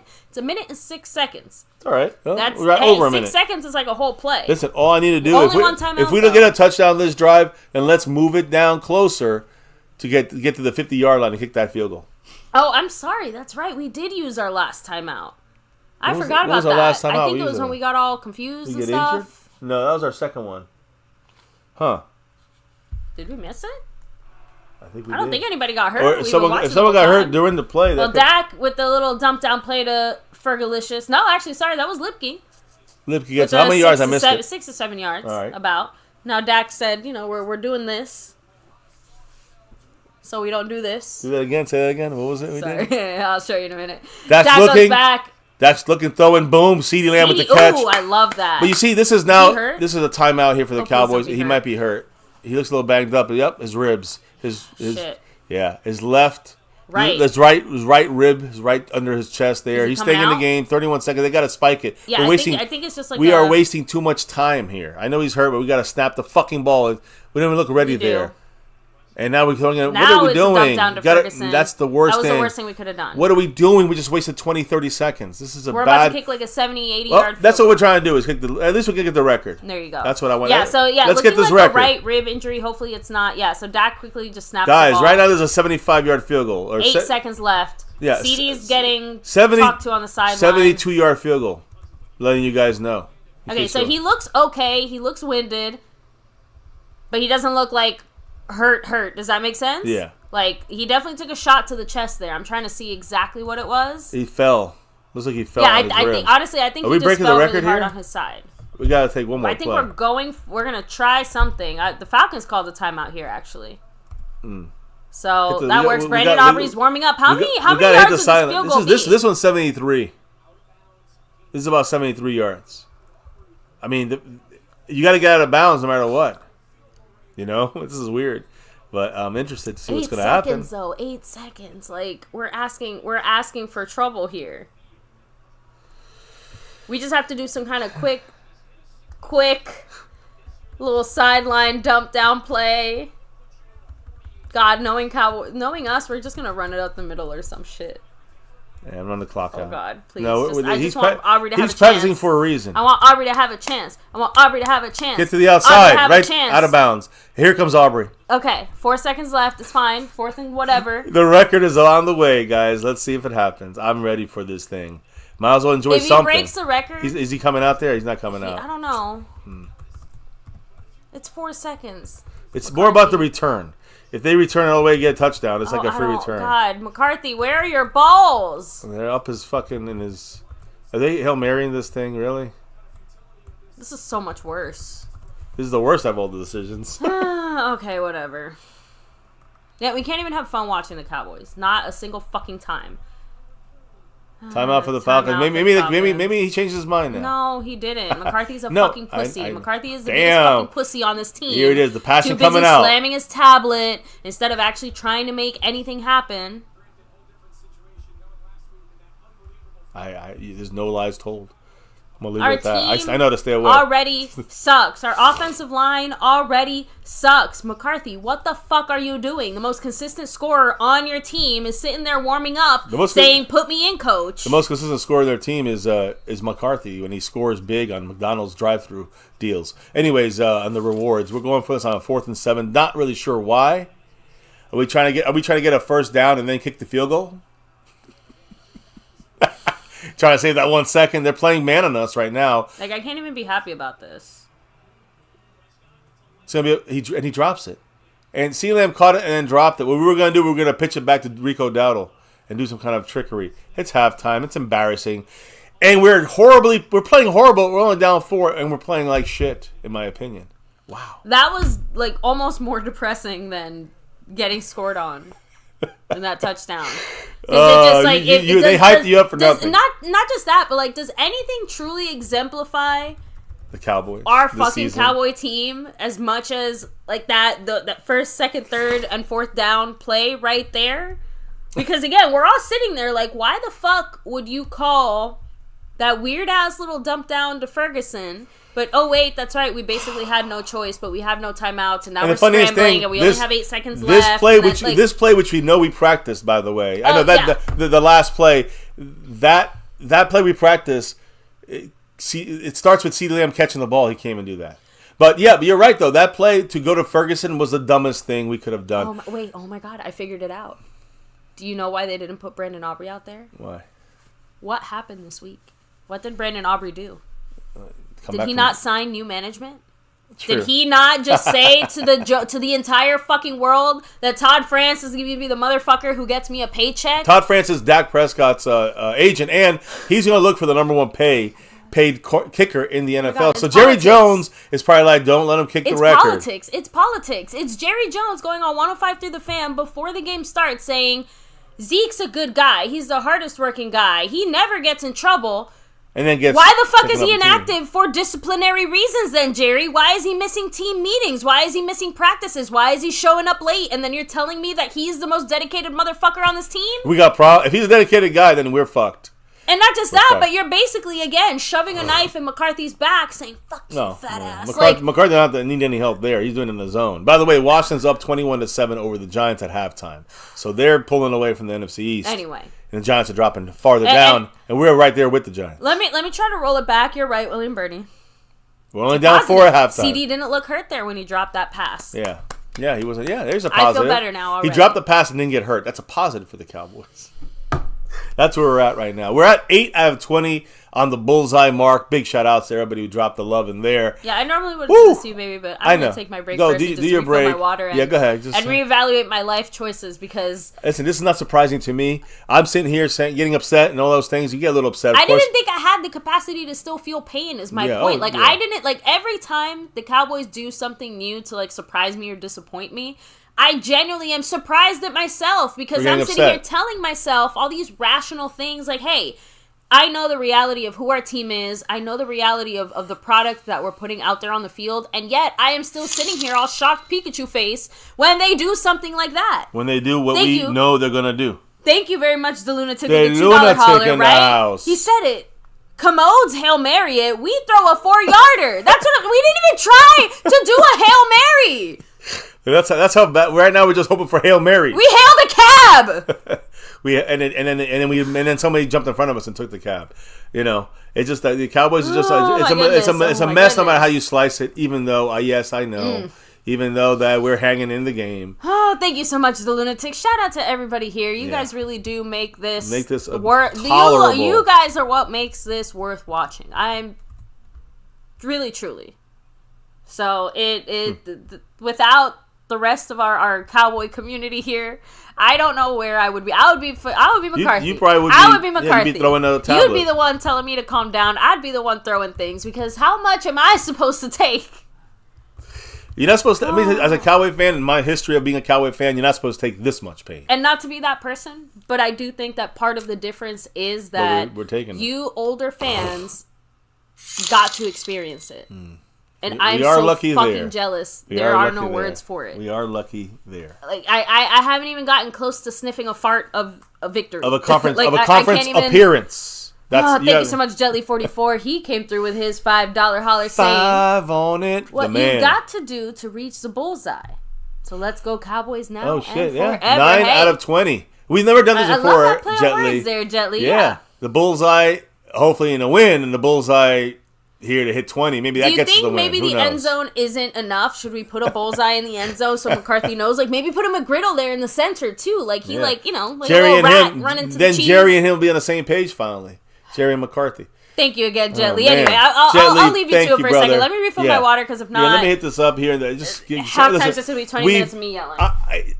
What else can we say? Look at this helmet. This helmet's like I know, I'm sorry. I hit it. Oh, we got a new leader in the Cash App. Oh, shit. Jet Li wasn't there, but Cat 52 now running the show. I'm coming back for you, Cat. Don't go way too fast, baby, because he dropped... I stood up off the couch, so thank you, Cat 52. A $30 holler, which, by the way... I guess it doesn't. Does it count? Oh, yeah, it should have gone through the Streamlabs. Yeah, I was just seeing if it went to the bullseye. It did not, but it's okay. It's still 11 away. But the man who's now taken over the Cash App spot, Cat 52, baby. What did this guy say? Tell us. When will it be time for McCarthy to go? Like, what's the absolute final straw? By the way, fuck Washington, Philly, and New York. Agreed. No matter what happens, we gotta peel the banana for the rest of the NFC East. Yep. Thank you so much, Cat 52. But I have genuinely believed that, similar to the Jason Garrett, like that final year he had, Jerry Jones would rather just let things play out. In the sense of, he will not fire McCarthy mid-season because he can help it. That would be the ultimate admission of Jerry throwing in the towel. Of guilt. Until now, Jerry can continue with his "I believe in the team." What was it he said yesterday? I can fly. He said it on Friday. I'm paraphrasing here. I don't want to misspeak, but basically Jerry said that even he didn't expect. He's like, I didn't expect things to happen. I didn't expect such a rough go. Yeah. Even I didn't anticipate that. I don't think anybody did. Okay. Yeah, we all did, except for him. You are the only one with the power to change that. And he's the only one that didn't know it. So actually, can you believe that? I don't even think I got the chance to read what Jerry said about the trade deadline. Oh yeah, perfect timing, guys. here. We're gonna make a bunch of moves in the trade line, and we're gonna make a move for big name players and get in this thing and go for that number 6 and go. Oh, wait, what did he really say? So he said, "Well, this can be a real busy time if it fits." Boy, that's a big word. If it fits, that's what she said. And where we are, well, we haven't made a trade, but we'll see what happens in the first part of the week. And he joked, "Oh my goodness, this pissed me off so bad. I didn't even read it. It wasn't even relevant." But he joked because the reporters kind of asked him on Friday, like, "Oh, are you waiting till election day to make like a big splash? Can you make a bigger splash than the election on election day? Is that what you're waiting for?" Jerry? And Jerry's just like, we'll see. That's why I didn't even bother reading it, just because that's bullshit. Yeah. But again, it's like the Jerry-itis. Guys, Jerry Jones, this entire fucking team. Jerry Thank you so Jones, much, Cap 52. yes, and repping that Zach Martin, by the way. Yeah, 70 points on the stream boss for Jet Li. I gotta say, Jerry Jones is just feeding us the bullshit that the way he always does. Constantly feeds us the shit of and the BS of we can play. Oh, we may make a trade. Oh yeah, we'll see. We have to see what happens, guys. If we even make a trade, it's going to be for like a 5th string cornerback that is a castaway or off a practice squad, or XFL, or that's who we're going to bring in. That's the move, the trade, the pickup that we make. That's it. So don't get mad at when it happens. We ain't making no deals for nobody major. Look at this team. You think any 1 or 2 players are going to help us in any major way? In any kind of giving up our future for this year? For this disaster? Nothing's helping us, guys. Nothing's going to help us. He went all in with backups, undrafted, and a bunch of question marks. That's what Jerry Jones went. He didn't say all in means you get the best players in the free agency and you build a team. No, all in to him is take his guys that he drafted, undrafted, question marks, not coming through. Some of them get injured. We're going to 5th stringers, and we're going to win a Super Bowl with that. That's delusion from Jerry and Steven and some of the fans. I think that's a good move. That Jerry doesn't deserve most of the blame. That's the illusion if you don't believe that. Sorry, baby. What were you saying? Not a rib, but a shoulder injury for CeeDee Lamb. So not a rib, shoulder injury for CeeDee Lamb, not a rib injury. Yes. Well, not being officially reported, but that's what was being checked out on the sideline. We will continue to keep you up to date, of course, on that. Big shout out to everybody in the house. Hitting that like button, subscribing to the channel, the notification bell to all videos, and of course the Discord link should be working now. Also the every single social media outlet that we're on. Drake London ruled out with a hip injury. Drake London ruled out with a hip injury. If you didn't hear it, you just heard a repeat. But I did want to shout out a couple more people here, like John Luna with the $5 holler, and he continues his reign at the top. Trying to go. He got 3 in a row. You see him as a sponsor week, trying to go for more, trying to go for foe. Let's see what happens. John Luna said, for those joining late, and yes, this is something we just did. It's just new. YouTube gave us this, by the way. Boom. Right there, John Luna. And I also want to say Cat 52 jumps into 3rd place on the board above me there. And 1st place in the Cash App. Jet Li in 2nd. Pat Pfeiffer in 3rd. But John Luna with the 5 on it goes to the bullseye. Hits the bullseye. Bam. Any $5 drop or higher.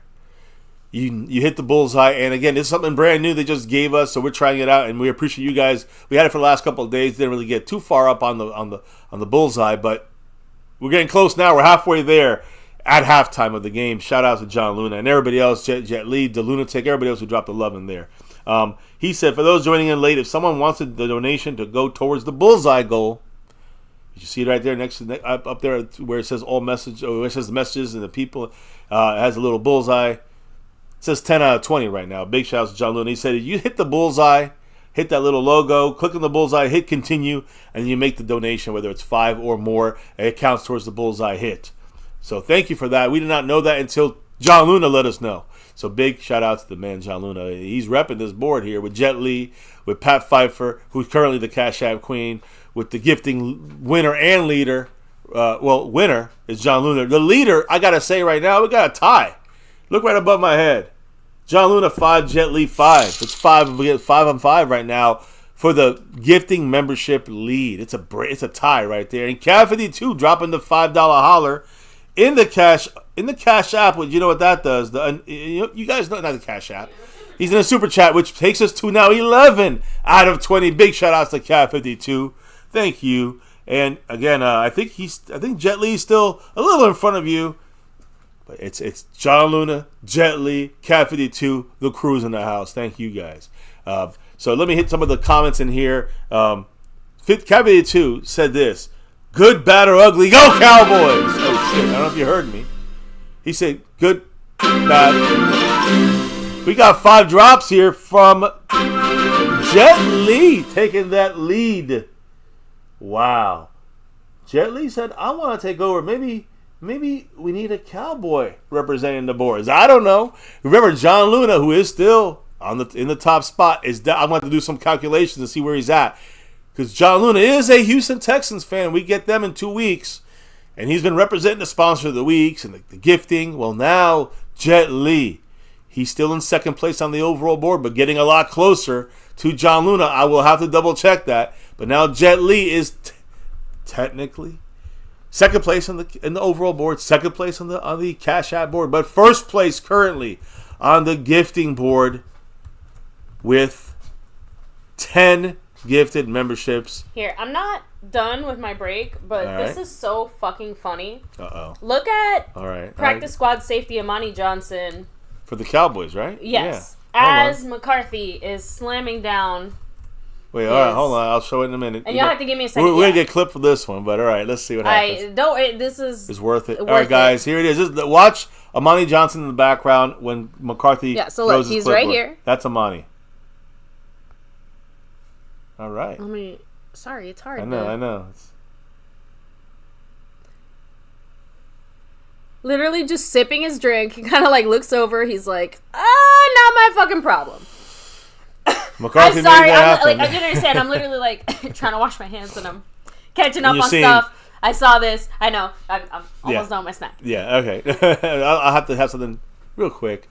It's funny. Jake Drake London got hurt on that touchdown play, but it's incredible that he did a headstand on that play too when he got hurt. Stephanie Townsend also gets a membership from Jet to the Lee in the house, and he drops another gifted membership, the third batch, and that's a one-timer. That's 11 from him, and the total goes up as we get. I guess I won't be having my break today, guys, because we have the third quarter kicking off. Let's get it going. Yep, it was a quickie. It flew right by. Like the season feels like it's flying by right now because we're so bad. They're kicking off to us. We get the ball first. 15 minutes, of course. We're going to take the knee here and get the ball taking it out of the end zone to the 30-yard line. Dak's out there getting all hyped up and happy. McCarthy's getting asked what's going on. Why are you breaking clipboards? All right, baby. All right, sounds good.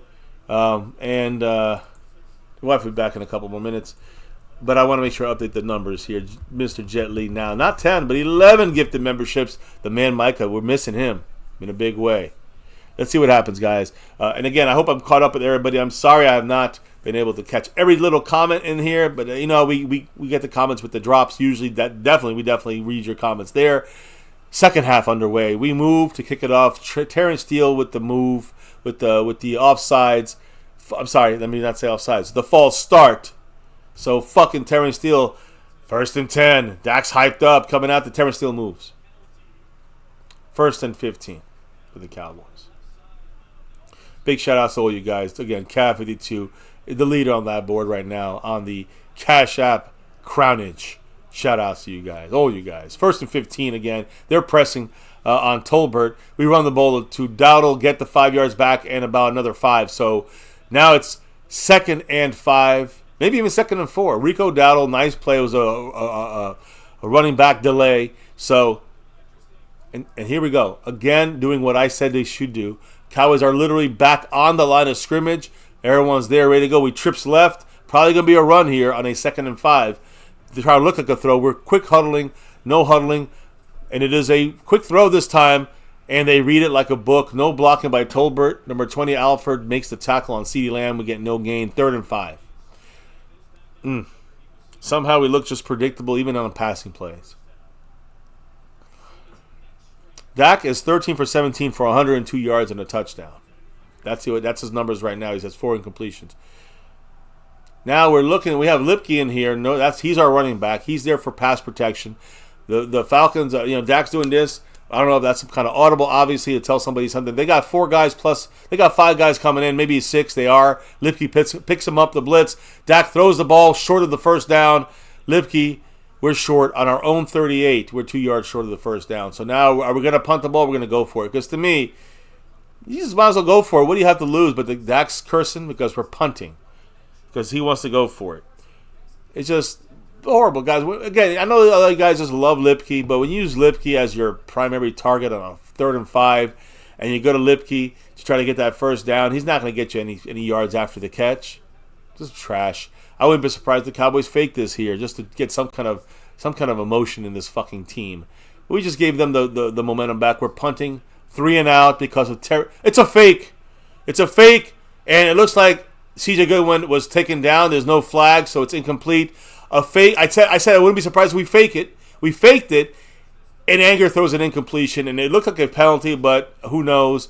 Anger, the punter, is throwing the ball to C.J. Goodwin, the receiver, and C.J. Goodwin was falling down. I don't know. It was another disastrous play. Instead of going for it on a regular 4th and 2, we fake it into coverage. We throw it. Anger throws it into coverage, and yeah, it was a bad pass. I don't even know what the fucking play is. I don't know. I mean, we're getting jammed. It's not even a good pass. It's not a good route. That's why you don't leave your 4th and 2s to your motherfucking special teams. But this team is run by a bunch of fucking retards. And again, started with Jerry and Steven, trickling down to McCarthy and crew. Bijan Robinson, they run for an easy 2, 3, 4, 5, 7, 8, 9 yards because we can't tackle.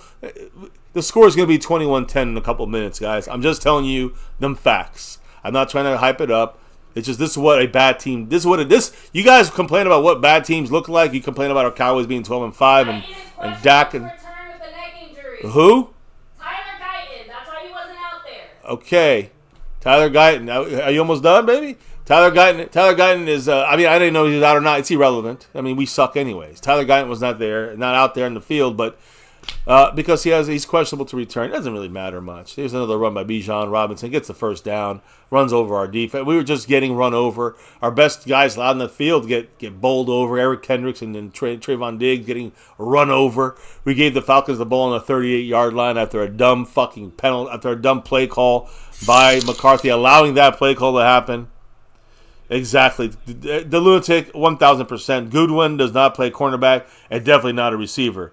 Yeah, he's our ace. He's our special teams gunner. He's our ace. But he's not a receiver. And no matter how tricky you get, Kellen Moore tricky fucking shit, you look like shit. Use your goddamn player. Like they're using Bijan Robinson running to the goal line here, running over Kendricks for 10 yards. They're using their guys to get the yardage they get a normal way. We go special teams, baby, a 4th and 2, and Anger throws in. I was listening to everything you said. Yeah, I literally said in the chat, it is mind blowing to me. We're willing to do that kind of special teams trickery and fuckery. We can't go for a 4th and 2, but we won't go for it or a field goal or kick the field goal. Yeah. And remember, it's not like we were going to do a Hail Mary. Clearly, that was never even the designed fucking play. Well, it was on that 4-yard situation. But why is that? Again, unfortunately, with Tyler Guyton out or questionable to return with the neck injury, now we know why as well. It's our O-line is just not up to scuff. Our best player. Overshown. There's our best player, Overshown, with a slam down. He read that like a book and slammed down. Whoever that guy was, number 7, Bijan Robinson. What a takedown there. Seeing Overshown play is one of the few things that gives me hope that not everyone on this team is bought into the Jerry-isms. Right? Don't worry, give him a couple years. But the way he's playing like a man on a mission. I got to give it up. Overshown's been the man on this defense the last couple of weeks. Without Micah and any of our guys, but it really makes me wonder how many more things are being decided about with politics instead of with the Cowboys. Everything is politics with Jerry Jones and Stephen Jones. 2nd and goal here. They snap the ball in motion. By the way, no pressure, touchdown, wide open for a touchdown. They're fourth string running back. I don't even know where Wilson was supposed to be. And guys, what did I say before you even sat down? This is going to be 21 points because we just gave away Dak. You know, it's not really that whole situation with that last drive. They showed Dak getting ready. We're blown out of this game. It's 21. It's going to be 21-10. But it's more about the fact that this team is poorly handled, poorly managed. Forget about the injury. Other teams are injured and they bounce back. They make things happen. They have guys stepping up. We don't. Jerry Jones's guys. They're playing football, not baseball. Jerry Jones's guys are not stepping up. So what are you gonna do, Jerry? Jerry said we got to get guys stepping up. So if they don't step up, what do we do, Jerry? Like what's your plan, Jerry? To just have them step up next year again? That's the point here. Jerry Jones just doesn't ever want to see it. And the thing was, for some years when we were fully, there's the play by the way, when we were not injured, when we were healthy, when we had 12 wins, but we still. Yeah, it was just horrible. We're a horrible team. When we have, no matter what we do every single time, guys, the foundation cracks and the rest of the team crumbles. We can't trade Dak. We're repeating ourselves. Oh, who said about trading Dak? Yeah, that's impossible. So Dylan said tank, and I don't mean D-Law. Actually, I was hearing some unfortunate rumors throughout this past week that D-Law might retire at the end of this year. In the sense of that's the way that his career ends. It's going to make a lot of getting hurt after playing even a single game for the shitty ass team. This year. And a lot of people are going to actually be happy about Tank. They're going to say, "Good, he's finally gone," and they don't realize that he's actually our best run stopper. He actually does a lot of things you don't see. That's what I was going to say. Like, no Tank. This is what we can expect without Tank, at least at this current moment. And obviously, our team and our front office has no interest in replacing him with anyone worth their salt. So now I'm seeing, I see Eddie Polillo. Much love to you. He's like, if Dak throws a pick, I'm out of here. This is what the game's come down to now. With injured offensive linemen and the shitty offense that we're calling, on top of the fact that we're now down 11 points and probably have to keep moving further and further away from any semblance of a run game. No run game, for sure. We are setting up Dak for an interception. And what's funny? How about this? I'll give you a little quote-unquote bold prediction. This interception won't even be Dak's fault. It's going to be the receiver or whoever, doing some shit. You know what I mean? Yeah, listen, the thing is when it comes to a mistake or what happens here, listen, guys, how many mistakes have we had already from the coaching side of things? Now Dak has to save the day again. Like, it might happen once in a while. He brought us back a couple times this year, but Dak has to now say, this is not the way it's supposed to be. It's supposed to be, let's play well let's coach the game right. Let's make the right decisions throughout the game. Cap so 52, we're down 14-10, or we're up 17-14. Instead, we're down 21-10, and now we have no run game. Now everything's on Dak's shoulders, where Dak will probably play better at times when it comes to, him being able to control the flow of the game. But if it's back to the McCarthy game plan, he will throw a pick. Cat 52, no, all good. He said, what a stupid time to fake a punt. Literally fucking the defense over. Just go for the goddamn 2 yards the on the 4th and 2. lunatic with a really funny follow-up comment to that said, and without the Diddy baby oil. Couldn't slip right through there. Guys, it's a disaster. No, it's horrible. We're feeling all the friction here. Yeah. Every bit of it. Yeah, we're feeling it all. It's rough. Rough and tough with my Afro Puffs. We're getting a little more raw than I was expecting. Hustle Daily 420 said, no one seems happy with Dak. He's lost it. No vision to make plays happen. I mean, Dak... the problem is that, remember, Dak's vision, Dak might have the eyes. McCarthy's the one putting the goggles on. All his vision is distorted through the lens of whatever McCarthy tells Dak to see, tells Dak to do down the field. And this is not even to excuse Dak's own... issues and problems that he has in all these moments. But listen, along with no offensive line, it's like we basically put Dak in the middle of a shit sandwich. I hate saying that, we're always given excuses for Dak. But the truth is, there's also... No, that just highlight that. The problem is that those things, all they do is they put a giant spotlight on all the things that Dak struggles with. Because Dak struggles with some things for sure. Again, like you guys said early on in the play where he missed a wide open Tolbert for an easy-ass touchdown. But he was pressured because of the offensive line issues. But what I'm trying to say, baby, you're the one who said that. But what I'm trying to say is Dak Prescott is not good enough to bring this team back on his own. He'll bring us back, but he's not going to be able to. You can't put the game constantly on his shoulders. By the way, speaking of Tolbert, almost a first down. I think he got the first. He got the first. He didn't get touched until after the first down. Okay. But the point I'm trying to make is we could sit here and talk about Dak. Guyton's out. Guyton's back on the field. Yeah, you said out. That's sorry, right. He's out of the field. Out there. Yeah. Sorry. But I want to say this. We can say about Dak, at this point, nothing. Dak is not to blame in this game at this point. I mean, whoever wants to blame Dak is just Dak hating. Because Dalvin Cook is out there. This is a much bigger issue. With it. A few runs from Dalvin Cook, the first one of this game, he gets 4 yards. That's more than Zeke gets. Zeke gets 2 yards. So, there was a little bit of discussion, by the way, with the whole Zeke being benched and between Jerry's comments and stuff like that, and the fact that, again, Rico Dowdle, the few runs he's had, he's actually looked pretty solid, right? So, since it's clear that Dowdle is the better running back, it obviously was politicking that kept forcing Zeke into positions. Damn it! Again, the Ferguson fucking moved. And that's how we keep killing ourselves. We kill ourselves on that fourth down. The 4th down and 2 going for it. It was because Terrence Steele was false start. Credit where credit's due. I think this is one of the few times I've actually seen Dak look pissed on the fucking field. I mean, what's the next step? What, smile some more? No. I mean, Dak's got to get fucking pissed. And it's enough. No, it's just like...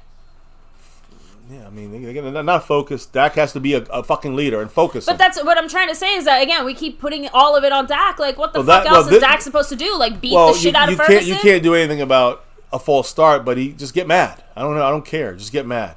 There's Rico, and he gets about 3 yards. On a 2nd and 11, oh, great.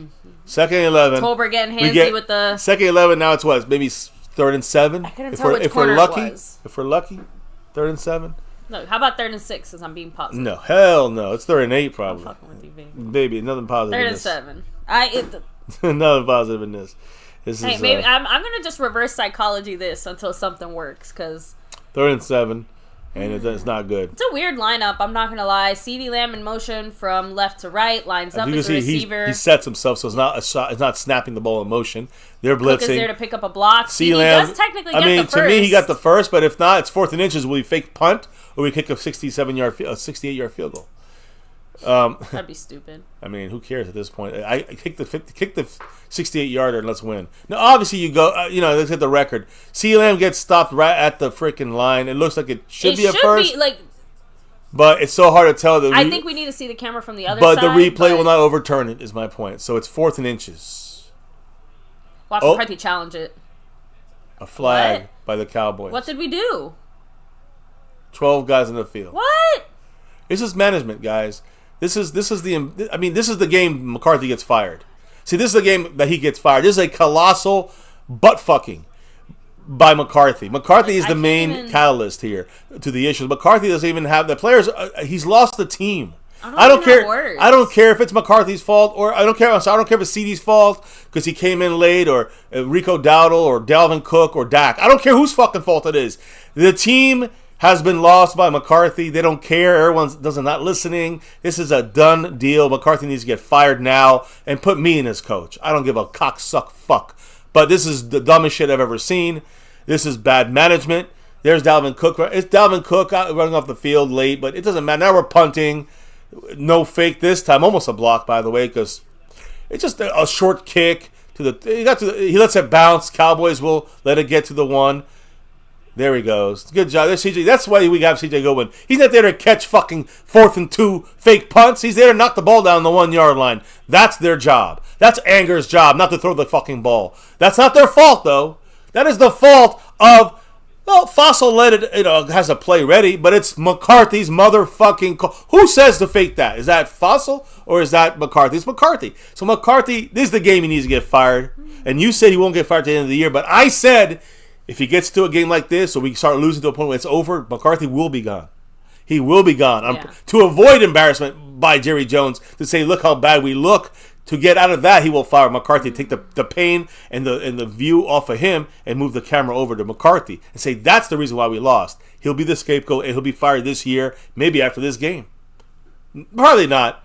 I would have fired him a while ago, years ago, but my point is that at this point, this is a great excuse for Jerry Jones to fire him, so at least he takes a little more pressure off of him and puts it more on this team, which is it's a shell of themselves. Let's be honest. It'll take till at least Thanksgiving for Jerry to maybe feel embarrassed enough to do something like that. I kind of want the Giants to beat our ass on Thanksgiving in front of the world, so Jerry then has to fire McCarthy. Imagine breaking our win streak against the Giants and losing like 50-0. If that happens, McCarthy gets fired, and then we all get our wish. At this point, that's the best. I have to be honest. I actually felt a little bit nauseous, for a second there, as all that kind of went down. Just it's sickening. It's sickening to watch your team perform this badly earlier. Horrible. I am somehow still surprised every time, still caught off guard every time. The fact that you're caught off, the fact that we're still caught off guard means that McCarthy needs to get fired, immediately. But it won't happen. Yeah, can't count. Yeah. We must have lost a finger in a tragic accident somewhere with the clipboard or the tablet when we slammed it down. And by the way, I actually am, from the northeast of PA. About an hour-ish north of Philly, so a little more. But I'm gonna do some calculations because I think Jet Li. Go for it. I think Jet Li and John Luna are right now neck and neck for first place on the overall board. And I have to read this comment real quick. Read the comment because John Luna says on my screen 5 gifted memberships. Oh shit! For John Luna to the crew here, so that means, and I didn't ring a bell, but it went through. That means that he is one behind Jet Li on the gifting board. Jet Li has 11. Yeah. John Luna has 10. It's coming down to a grand finale. And also, it keeps John Luna in first place. I was going to do the numbers. Either John Luna was up 5 or down 5.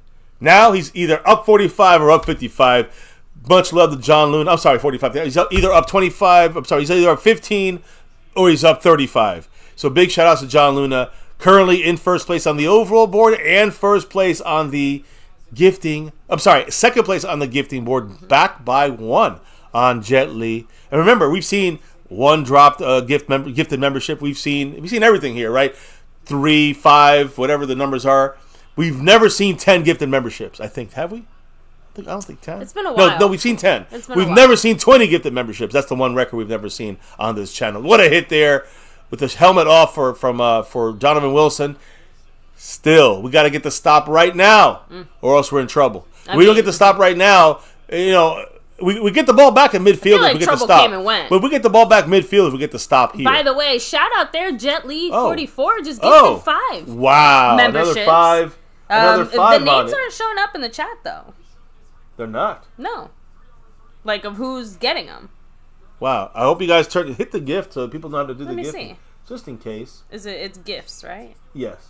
With an S. Is that 5 more for Jet Li? I think so. Huge shout out to both of you guys. Basically back-to-backing it there. Much love. 3rd and 5 here. It's almost a delay game. It'd be nice to get a stop, some pressure. Let's get the tackle. We don't get the tackle. Kalen Carson missed it. There it goes. I mean, they almost went all the way for a touchdown on that play. If he missed one more tackle there, Kalen Carson. Like dying. Kalen Carson had the tackle. We had the. There it is. Isaiah Eaton. There we go. I see one name went through. Neo. I see that one there. Neo. Isaiah. Okay, Eaton. yeah. I honestly think maybe it's more of a YouTube slowing down thing. Yeah, but YouTube's. I guess now is a perfect chance if you do want one of those to go through. Go for it. Oh. Click on that little gifted link there. Eddie Pulido with another $2 J. Lou holler. He said, "Come on, damn it! What the hell?" Thank you so much, Eddie Pulido. We can't much get love. a goddamn stop. I'm telling you, can't do it. At least we got Bijan stopped for a 3-yard gain. That's Kendrick's I guess a bonus. By the way, that one did not fall. Don't tell me he's hurt. Kendricks is hurt again. Kendricks is hurt. He's hurt. Remember, he was his back injury, was it, or shoulder? It was shoulder. Him and Zach Martin's shoulder. He's good though. He's injured, but he's hurt, but he's standing up. Cowboys allow 7.3 yards per reception, which is the highest allowance. The yards after catch. The Falcons only allow 4.3 yards per reception, which is the lowest. And it's showing in this game. By the way, again, we are still 8 away from the bullseye. 12 out of 20 on that board. Big shout outs to you guys for making it happen. And thank you, Eddie Pulido, for the $2 J. Lou holler. Great stop there. I would say great stop, but he didn't have no help. Eric Kendricks knew where to be. He was in the right spot. It was basically a lover's caress. To get stop. I have to recheck the numbers now, baby. I'm sorry. I have to recheck these. I'm losing. My hands on your body. Anyway, sorry. It was just so it's so ironic because you were saying it, and then basically all you see is him slip right through his hands. Through. So sorry. Oh, baby. It's all good. Neo, appreciate it. Again, we will be good again one day. The problem is that I would like it to be sometime within my lifetime. Right? Before I die. Within this century? Oh, shit. What happened? Right? Is it, this was from before? This is the... More gift. Oh, there we go. Unknown Ninja. Shout out to you. Oh, thank goodness. Good job. Knocking that down. Oh, that Jordan was so dangerous. Yes, Unknown Ninja.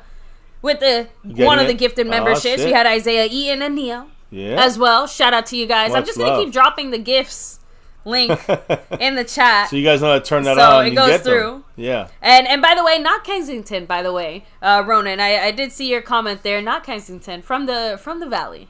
How about that? So, I'm a Valley girl. 4th and 4 here. Obviously, they're punting. Not obviously. Okay, Not always. The Cowboys are coming in from the outside. We faked it. If a false start, a penalty costs us a first down. Don't touch him. It's a punt. Oh, he got hit there. I guess no flag on. I mean, someone on our sideline's calling for a flag. They're not doing it. No flag. Wasn't close enough. He kind of ran into Scorpio, shout out. Getting a membership? We're gifted. Hell yeah. The membership there. Awesomeness right there. Big shout outs to Jet Li for making that happen. I'm looking here. I feel like they're definitely going to discuss that for a second, just because the camera seemed to cut away very quickly after that play happened. But you saw several what looked like coaches or staff members on the Cowboys sideline making that, throw the flag motion there. Yep. But did you see what number or who got knocked down there? Well, Turpin was knocked down. It's Turpin because that's the penalty. Okay. He fair catch that he got ran into. But they're trying to say that it was too. I think it was too. He wasn't near enough the ball to make it count as a flag. So anyway, I'm gonna do these numbers, baby. I gotta do these numbers real quick for the family, for Jet Li and John Luna. Yeah. Gotta give them the fair breakdown here. What's going down? Yeah, so I guess let me take a quick second because I don't think we've said it the entire stream. But if you are here chilling with us, take a second to hit like. Easy, quick way to, show some love here on the Win, lose, or draw, good, bad, or ugly. We're rocking here. And we will be here. Ice Tippler also getting that one. There you go. Much love, Ice Tippler. Yeah, I do think it's just trickling through, super slowly. You guys broke YouTube, I think. Because it's drip feeding the gifted memberships. Oh, Delutic said we're firing everybody after this season. There should be, maybe one person with a job still. Well, Dak has to keep his job. Okay, I'm talking. I know, but I'm saying for those. Although I guess I'm including players. We can't trade Dak. That's the one guy we cannot trade. But Micah, Herschel Walker, AKA, I don't know. I feel like we're going to try to get all the juice out of Micah. If we do move on from him, we still have another year left. That is also very true. Especially with all the banged up injuries. This year is such a wash. This would be, I think, a bad time to try and trade him and put him on the market. Better to try and put him on the market after the team has had a supposed total reset, and he maybe looks a little better. So, or like you said, because of the injury situation, maybe the injuries start piling on. Maybe the Cowboys want to take advantage before he ends up with too much tread under his tires. They try to move on from him now while he's still viable. I'm just saying, right now he's viable. I could see it either way. Unfortunately, if it follows typical Cowboy fashion, he will probably end up getting paid. There it is. Later rather than later. Cat 52 with another $5 holler, which, by the way, gets us a little closer to the goal. That's right. We're at 13. And that's his third. And he's done a lot of super Streamlab drops for Cat, but that's his third in a row, by the way. Third super chat of all time. So big shout outs. By the way, I got to say this. John Luna is up by 7 over Jet Li as we're coming down to the final moments of this week. And we run the ball here. Rico Dowdle almost breaks it. For a big gain, gets about 9.5, 10 yards. So a good run for him. Cat 52 takes Jet Li, takes him to 46 points on the stream, boss. Big shout outs to you guys. But man, he said more play action, maybe? I would love that, but we don't do that enough. The Cowboys are successful in play action. The problem is they're not biting anymore as much on the running back. Yeah. First down, though, by Dak here. We're not down by 1,000. That pisses me off so much. You know, we're not down by 1,000. We're down by 11. It's the end of the third. We get a touchdown on this drive. We're back in this thing. John Luna's in this thing in first place and adds from 7 up on him. He's now 12 up on Jet Li. There you go. With that $5 holler from John Luna. He said it just 6 away from reaching that bullseye goal. Yeah. And if someone wants a donation to go towards the goal, just click on the bullseye, hit continue, and then make the drop. Thank you, John Luna. With Thank Ferguson you, man. in motion, by the way, from left to right. We have to make a little picture, I think, a little exclamation point command for our Nightbot so they can do that for us, too. Thank you. Here's Dak has all the time in the world, going deep, flutters right through the hands of Tolbert. It was a tough play anyways. That was not bad, though. Yeah, something was trying to happen there. Jet Li's trying to make it happen with a $5 holler. Better than the usual underthrown sad passes or overthrown to no one. What the fucks. Thank 100%. You, Jet Li 44 with the Go Cowboys at $5 holler. By the way, that gets us to 15 on that board. 15 out of 20. We're almost there. Eddie Pulido with the well-timed $2 holler saying, come on, Dak, wake up, Holmes. We need it. We need to wake up now. I mean, again, that play was just everyone was covered. That actually looked good there. 2nd and 10. Dak's looking to throw, of course, looking right, looks left, steps into the pocket, jumps out, runs the ball. There you go, baby. Run that ball. Fuck your legs. Just run the goddamn ball. He runs for 6 yards. That's 3rd and 4 now. It's a manageable 3rd and 4. Grady Jarrett, it was a guy a lot of people wanted the Cowboys to bring in. Having a quiet game in this one, although I think he is. I'm not even sure if he had a sack or not. But Dak did what he had to do and ran the ball. 17 for 22, 123, yardage-wise, and 1 touchdown. Dak started as a fry cook. He worked his way up to, regional manager. But every once in a while, you got to go back to being a fry cook. Right now, he just needs to... On third and 4th down conversions, we Cowboys are 0-9. We haven't made one. Can we get one this time? We run with Lipke.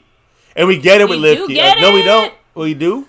Maybe this will be our ball's on the line. The crazy thing this would be our first down on a 3rd or 4th down in the game if we make it, and it's with Lipke. Calling it a first. It's with Lipke. Unbelievable! I cannot believe Lipke gave us the first down on the ground, which shows you how bad off we are. Man, crazy. Man, it is insane. There you go. Again, shout out to everybody here chilling with us. A minute 58 and ticking. On the 39 of the Falcons. Dak's looking down the field, steps up in the pocket. Someone's open. He's running. There's a hold. Yeah. Or it could be hands to the face, I guess. By us or by them. We shall see what happens. But probably a hold by our Cowboys. And that probably just kills the drive. Now we got a 50-yard. Now we got a 70-yard field goal for Brandon Aubrey. So Tyler Guyton with the hold. Wow. Not surprised. His neck is bothering him. He's compensating for that. Well. Yeah. You know what's funny? This is one of the few times where I'm not even mad at the rookie. Upset or mad at the rookie for committing a penalty or having a fuck up here, because we know he's pushing through that. But the problem is, by the way, this would break the record if we don't get any yards. This breaks the record as a field goal, which we better see out there. But it would make it an 8-point game. The point is, 1st and 20. We got 3 plays to get 20 yards. Let's see what we got on this first down play. Timeout? No, he's audible. Okay. But we got to remember that I talked about this yesterday. We're the worst team, the 2nd worst team on first down. Oh God, Zach Martin, how? And Dak gets 1 yard, almost sacked because of Zach Martin's missed block. Oh my God. They're reading us like a book. We are too predictable. And it's easy to figure us out when we're down 21-10, have to pass, and we got a 10-yard penalty against us. Oh, Zach Martin, just another issue in this, and unfortunately he missed his basic assignment there. Caden Ellis, who it wasn't even on Zach Martin, he's helping out. I guess. Cooper Beebe. Yeah. Look, the point is, it's just a whole. That's what happens when you have a rookie at center. Zach Martin's I'm guessing they were both supposed to kind of chip block him. Yeah, it just took too long. It just took too long to play. Dak has to get that ball out or run the ball. Now we're snapping on 2nd and 20. Shotgun and Rico in the middle to pick up the blitz, which he does. Ferguson? Dak throws the ball badly. Gets hit, almost picked. We make the catch. Jalen Brooks makes the catch. Wow. I don't know how Dak got the ball. Dak was hit. No, that was Jalen Brooks. Okay, first off, no. Dak got the ball there. That was an incredible pass. Jalen Brooks made a great catch. But Dak was getting hit on his legs, and it was a bad pass. He underthrew that, badly thrown. Still got the ball somewhere in that corner. Yeah, I think he was just trying to throw it. He got undercut there. That's what I'm saying. I think he was just trying to make sure he didn't get a penalty there. He was throwing to a region, and or get picked. We got 10 yards back out of the 20. 3rd and 10, Daxon shotgun trips, really quads left. What the fuck is that? Play? That was not the play call. Dak threw the ball away because no one blocked. So we're kicking the field goal. I can see that. McCarthy, but you know the worst McCarthy part? just yelled at. We got those 10 yards. Yeah, we got them. Now we're not breaking any records or doing anything. Just kicking a regular field goal. Just a 60-yard field goal. That's it. No block. Zach Martin missed it. Dak got. Now, guys, those that hate Dak Prescott, you got to say some hate to Zach Martin. 3 plays, he's fucked up horribly. I've never seen Zach Martin play this bad. And you've been saying it for years, but he's been great. But this is the first year he's not. Not even years, just now, year. This is a new development here. This is a disaster. A 50 what? 58 yard field? 59, I think. 58. Right down the middle, 59? No problem. 58. Easy money. But now we're down 8. Whoop-de-doo. I can't believe I'm depressed about a 58-yard field goal. I know. What the fuck? I know. That's the great thing about our kicker. Way to go. He's our best player in our team. You know. I mean, we don't even worry about 58-yarders. We're like, cool. We're waiting for the 70-yarders. We can say, ooh, this is going to be a close one. You know, this is going to be it. This is going to be close. It's incredible. This team, I mean, just the fact that we're down 8 and it's going to be it's the fourth quarter basically, right? I'm just going to put fourth quarter. This is how we're down 8. It's incredible. We played so poorly, so badly. Falcons are not that great, and we still played poorly. Poorly enough to be still able to fucking win the game or tie the game with a touchdown and a 2-point conversion. And I'm not expecting any of that. Yeah. But I'm just saying, it's incredible we're even in this game. The chat. I'm done talking. We're done talking. The goal's about to be hit. You guys are awesome. Huge shout out to you guys again. You guys are making tonight's stream classic in a way the Cowboys cannot make anything classic this season except how we're losing classically. Yeah. Jeez, horribly, really. Still in the game, technically, I guess. Oh, we're down 8. Yeah. We're in the game. I mean, who would thought we'd be down 8 in the fourth quarter? The way we're playing in this game, we should be down 28, honestly. By the way, John Luna, I gotta say this. He is 7 up. It's back to, because they both dropped 5 on each other there. It's back to 7. John Luna is up by 7. 7 up for John Luna. And right now, we have a tie? No, it's a one gifted. I don't even know the membership gifting situation. They basically canceled each other out, I think. No, at least from the last 5. No, I don't know where they were at. 16 for Jet Li, and 10 for Mr. Luna. Okay. So it's a 6 gifting lead for Jet Li. 44? Yes, he's trying to break that streak for Mr. John Luna. So I got to put that up there. He's got 16 gifted memberships for Jet Li and 10 for John Luna. That's up to date. Jet Li got 44 points to Robert Newhouse on the Stream Boss, and he's second place on the overall board, down 7 on John Luna on the overall. This is more exciting than this fucking game. I'm going to tell you that. So thank you guys on that. Cat 52 in third place on the overall board, but first place on the Cash App. The Cash App Queen is Pat 5 for big shout outs to her. And everybody else I already shouted out here. Whether John Luna down here or up on the gifting board, or Jet Li up on the in the lead on some places on the gifting board, or 44 points in the Stream Boss. Thank you guys for making it what it is. And extra special thanks to everybody. I'm talking about Cat 52s and the Eddie Pulidos. I'm trying to see also Dwayne Brassard, Pat 5 for John Luna. All you guys who are hitting that bullseye.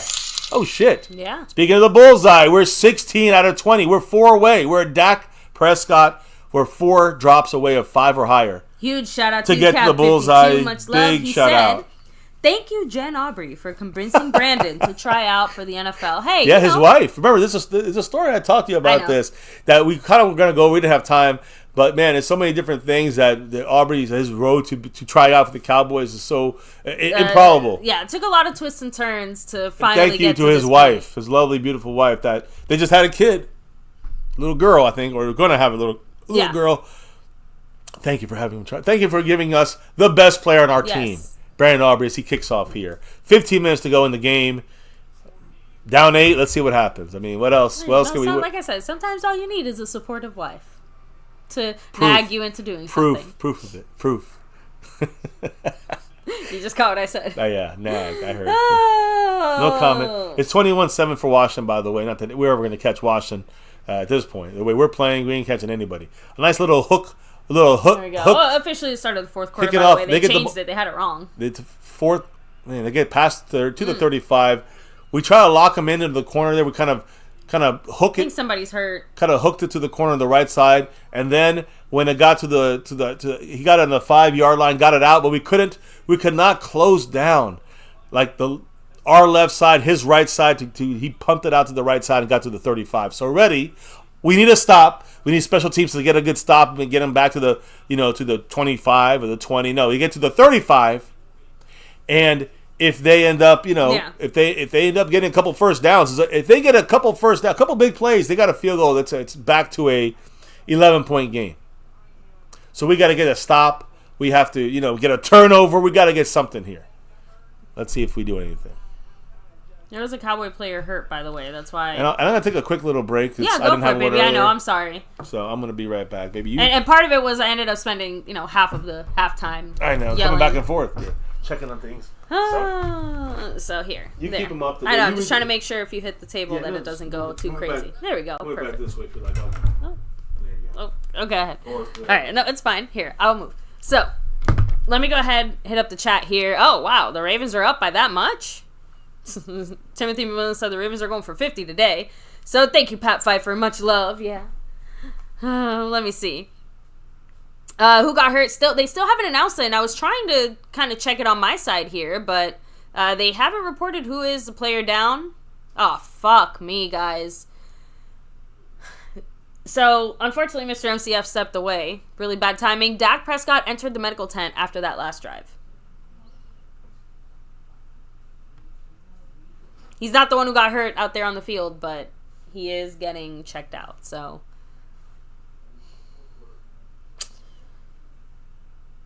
Damn, I have to admit that just took the wind out of my sails. So, and no, we are not having a baby. No. Brandon Aubrey was having a baby, or his wife was pregnant with their first child, I think, when she encouraged him to try out.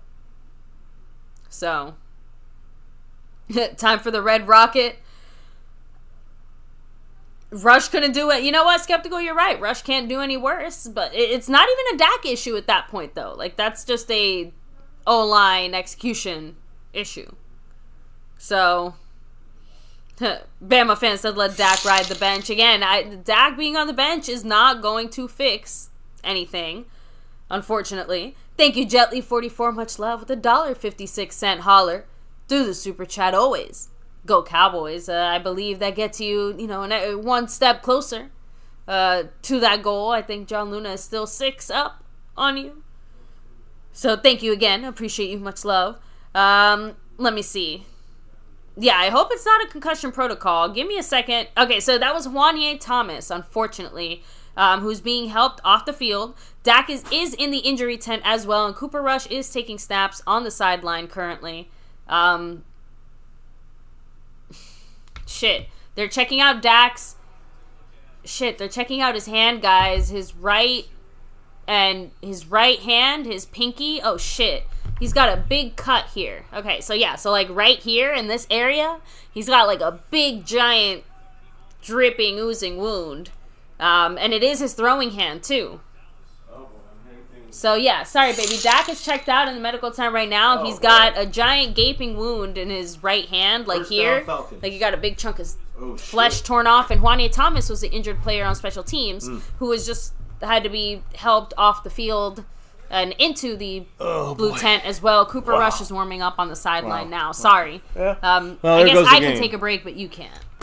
Huh? So I said I can take a break, but you can't. Oh, no, I left, and then this happens? Yeah. No, this time you can't. Usually when you leave, we get touchdowns. I know. That's why I'm surprised. Get the hell out of By here. the way, Gently44 just dropped a $5 holler, damn. and he had previously dropped a $1.56 holler. So I believe he just tied or is sack him. No. God, we missed the sack. Damn it. Missed the sack and then turned into a 30 yard gain. Wow. That is some fucking disaster right there. Well, he would still be back. He was still back by a couple of pennies, baby. He needed 7. He got 656. Gotcha. But John Luna said, hold up, another 5 on it. Woo, thank you, John, much love. We're at 18. We're 2 away from a bullseye. And on top of that, we have John Luna winning by 5 and change over Jet Li on the overall board. It is a crazy battle going down. And he said it. You want the donation to go towards the goal, just click the bullseye and hit continue. Exactly. Big shout-outs. Thank you, sir, so much. Game's almost over, and that's when this ends. Again, Malik Hooker with the hit. Can't tackle. Too many they yards. get 4 yards after the hit. 5 yards. Malik Hooker does not wrap his arms. He needs to get the fuck off this team. We can't afford to have anyone else off this team. No, I'm saying next year it just got to be blowing the shit up. This is just a waste of players taking up our depressed. time. He is not. Dak looks he's ready to be traded. If he'll I don't know if he's coming in. He will allow a trade if he wants to get the fuck out of Dallas. Maybe that's the best thing for everybody. Maybe that's why he tore his house down. Maybe first down. So this is the first. This game is over. I mean, they're gonna kick a field goal and they're gonna make it 11 points again. Jessica said, "I forgot Hooker was even still on the team." Yeah, I mean. Unfortunately, every time I remember he's on the team, it's usually not for a good reason. Yeah, 9 out of 10 times he's fucking up this year. In the past, it's been better, but that, you know what helped us? Oh, yeah, a guy named Dan Quinn who covered up most of our issues. A lot of people hated on Quinn, and I know we were, a little upset with the way he played in the end of that season last year in the Green Bay game, but he covered up a lot of our weaknesses, and now we're exposed. And you can see them just rolling down the field. After this play, I have a Dak update. Yeah, I'm sure it's going to be wonderful. Probably Dak's out for the rest of the game. This is it. Listen, a field goal makes it a 2-score game. And a touchdown ends the game. I mean, ends it, in my opinion. It's already over at 2 scores. Yeah, so Dak has swelling in his throwing hand. He's back on the bench right now. Cooper Rush is loosening up currently. But he does have some swelling in his throwing hand. So he ain't coming back this game. He can't throw the ball. There's no way Dak can throw the ball this game. So some of you guys got your wish. Some of you guys got your wish and Dak's out. So there you go. No update on Juan Thomas. And the only way that Trey Lance can play is if Cooper Rush gets hurt. There you go. 2nd and 6. It's just a matter of time. Should I put the score up now or should I wait? They just ran through every single one of our defensive players for a first down. It's an embarrassment. McCarthy should just tomorrow. She just resign. If resign with some respect. It's an embarrassment. This is an embarrassment. Managed team. Zimmer is an embarrassment. No, the problem is that he would feel like he's letting the team down if he were to resign. Has the coach ever resigned? They're just literally running through our team. They just ran a touchdown. He just ran. Our guys aren't even trying. I know. Fuck! I hate seeing this shit. I don't want to watch this shit no more. I'm done watching this shit. Like this, I don't want to see this effort. Give me effort, but this faggot shit, I don't want to see it. Ban me, YouTube. I dare you. I'm done with this shit. They take me off because I say shit. Good. Then this channel's over, and I'm done. I don't have to sit through this shit every fucking week and see this fucking faggotry on the field. Missed blocks, faggot fucking tackles, hand tackles. Well, I don't give a shit no more. This is too much. Enough is enough. This is fucking bullshit. Like, we literally pushed them into the end zone. Faggot fucking defensive players can't play worth shit. Nothing.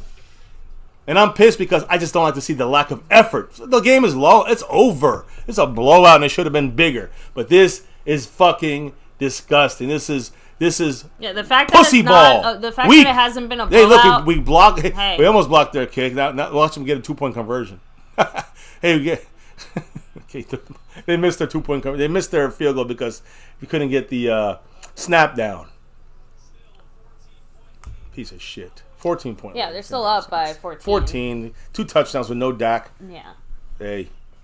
Yeah, and that's the thing. We're still not sure if Dak is coming back or not. Obviously, we'll see shortly after this commercial break.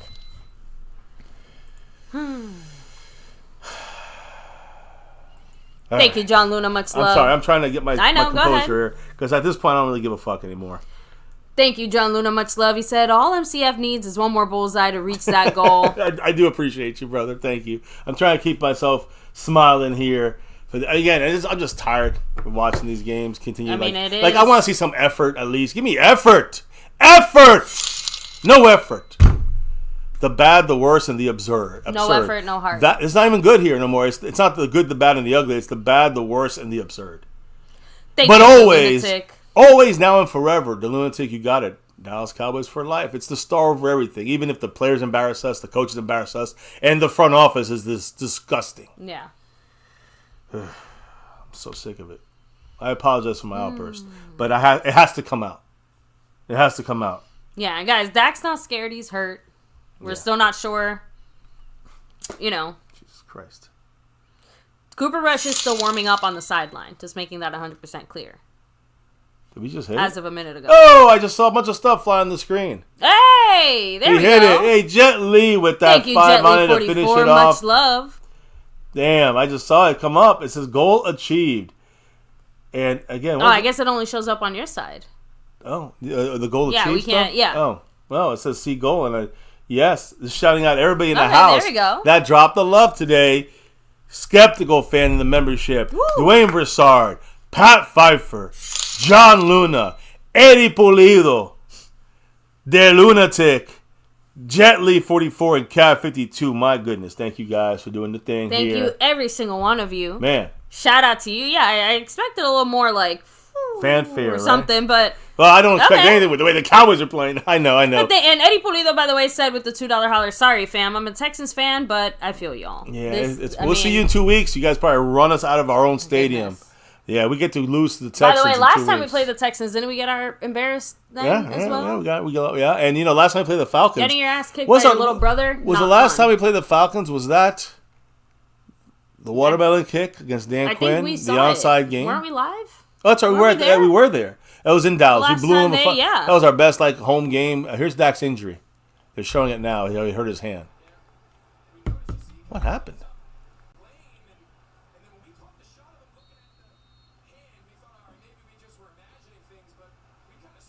Did his hand tear when he threw the fucking ball?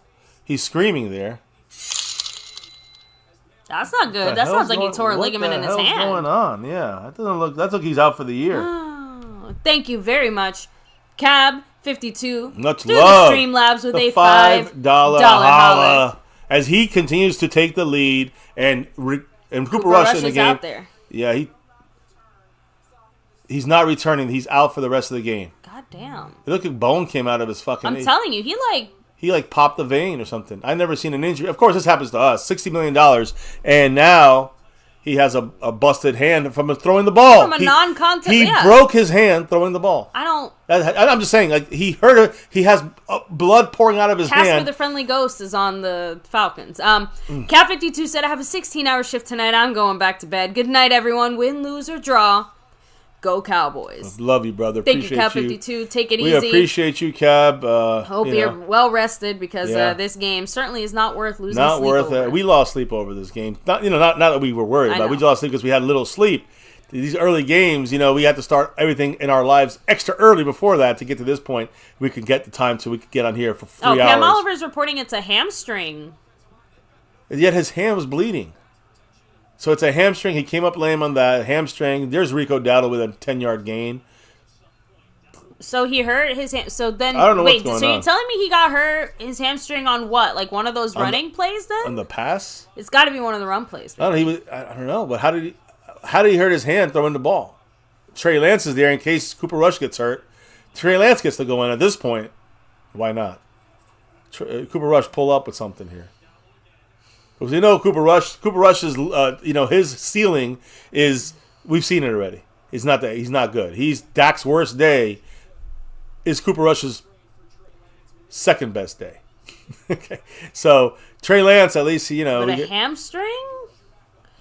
I don't know. I'm not even lying. I've been trying to figure out Dak's where standing that there looking like happened. he's sad. His hand is. Wouldn't you be? Well, I don't know. He's standing up. If it's a hamstring, why would he be standing up? He get treatment. If it's a hand, then why is he not? There's a hopefully that's a free play. No, it's probably a free play. No, it's not a hold. It's got to be a free play. It was encroachment or offsides on defense, or illegal formation or shift or something like that, which is just sloppiness in the Cowboys. But I think it might be on the defense, the way that flag came out. It looked like they were in the neutral zone. Okay. Let's see.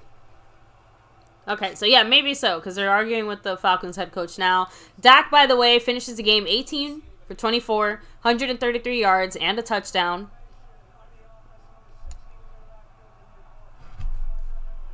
It's on us. You want to say that again? I said illegal formation. It could be. So if it's on offense, but it's not. It wasn't. Right. It was no false start. I'll give you credit there.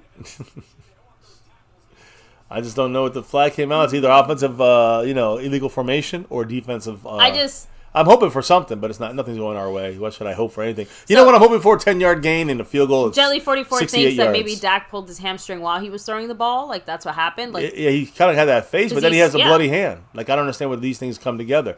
But, oh my God! It was literally almost. It bounced off of 4 of our guys, and we have guy. Let me just say the guy Cooper Rush, who's a scrub. Throwing the ball, it looked like Cavante Turpin bounced off of him, maybe off of CeeDee Lamb, and then off of Flournoy. We have the only guy there in that group is CeeDee Lamb. CeeDee Lamb is taking responsibility for it as he jogged back into the huddle. He kind of went like it was on me type of thing. At this point, it don't even matter much. It's a done deal game, yeah. They wave him a goodbye to us in the stands because we're done. 30-11. Let's get. Yeah, I also think. Yeah, unfortunate time coming in. All I want us to see is get us to the 50-yard line and kick the fucking 70-yard field goal. Let's go. Yeah. That's what I'm rooting for from now on. Oh, Cooper Rush will get sacked. Cooper. There we go. And by the way, in case you're wondering, for Cooper Rush, that's Cooper Rush under pressure. I mean, Dak at least gets 10 yards running. Cooper Rush throws the ball, almost gets sacked for a 20-yard loss. So those that love Cooper Rush, no. Now, for the money difference, at this point, who cares?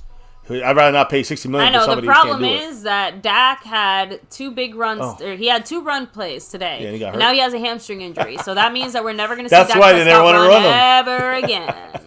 We're punting the ball, and we're punting the game away. It's over. Punt the game away. Punt the game away. You got to punt the game away. You got to punt the game away. LT, much love with a $2 holler. He said, as a hater, even I didn't see this season. Shake my head. Dang. Hey, listen, brother. Yeah, LT, I know as a certified hater, you want to be able to crush us. But LT, here's the thing, LT, you missed it, though, man. You missed it. Because if you've been watching MCF, this would not be a surprise to you. If you're watching us, we're telling you we're not going to be that good of a team this year. We're not going to be, this is a debacle. But I'm just saying, the injuries is what make this even uglier. Yeah. But without the injuries, you're still not going to be good. I know you like to hype it up, and I know you like to say Cowboys and Eagles. You guys better just focus on Washington. Because right now, you guys are not as good as Washington, and we're far from anybody other than the Giants. And we're like the Giants right now. So that's what the Cowboys are doing. That's what we look like. That's what we're playing like, the coaching, everything. And when you have all the injuries and you expect the next man up, we already have next man up starting the season with backups, with undrafted guys and unknown guys. Compete against, and then you lose more guys, and you have more undrafted guys. Yeah, we can't compete against our front office, our coaching staff, our lackluster players, our good players playing lackluster as well. The forces of the universe conspiring against us, the injury gods smiting us. We can only do so much. Yeah. So much LT, we have to be, love again. We're not delusional like Jerry. I mean, a lot of Cowboy fans are delusional, but not even the most delusional fan is like Jerry Jones. It's true because look, he said, "Okay, I'm over it. Go, go Cowboys. # long live Jerry. Go Cowboys. Go Cowboys and fuck Jerry Jones." I would never wish death upon anyone. LT's in 14th, last place as the Eagles should be on the leaderboard. Yeah, I said it. LT, you're last on the board. Much love. Jet Li's 28 points in the stream, boss. This game is over. We just laugh it off. We gotta laugh through the pain, guys. Now we lost Dak Prescott for who knows how long. Hamstring or broken hand. Who knows what the fuck is going on? You know what happened? Someone must have sat there and said, well, it can't get worse. It wasn't us necessarily, but someone in the Cowboy universe said, well, it can't get worse than this. Yeah. By the way, John, it still can get worse. We can still lose more guys. John Luna, he said at LT, and they both became good buddies.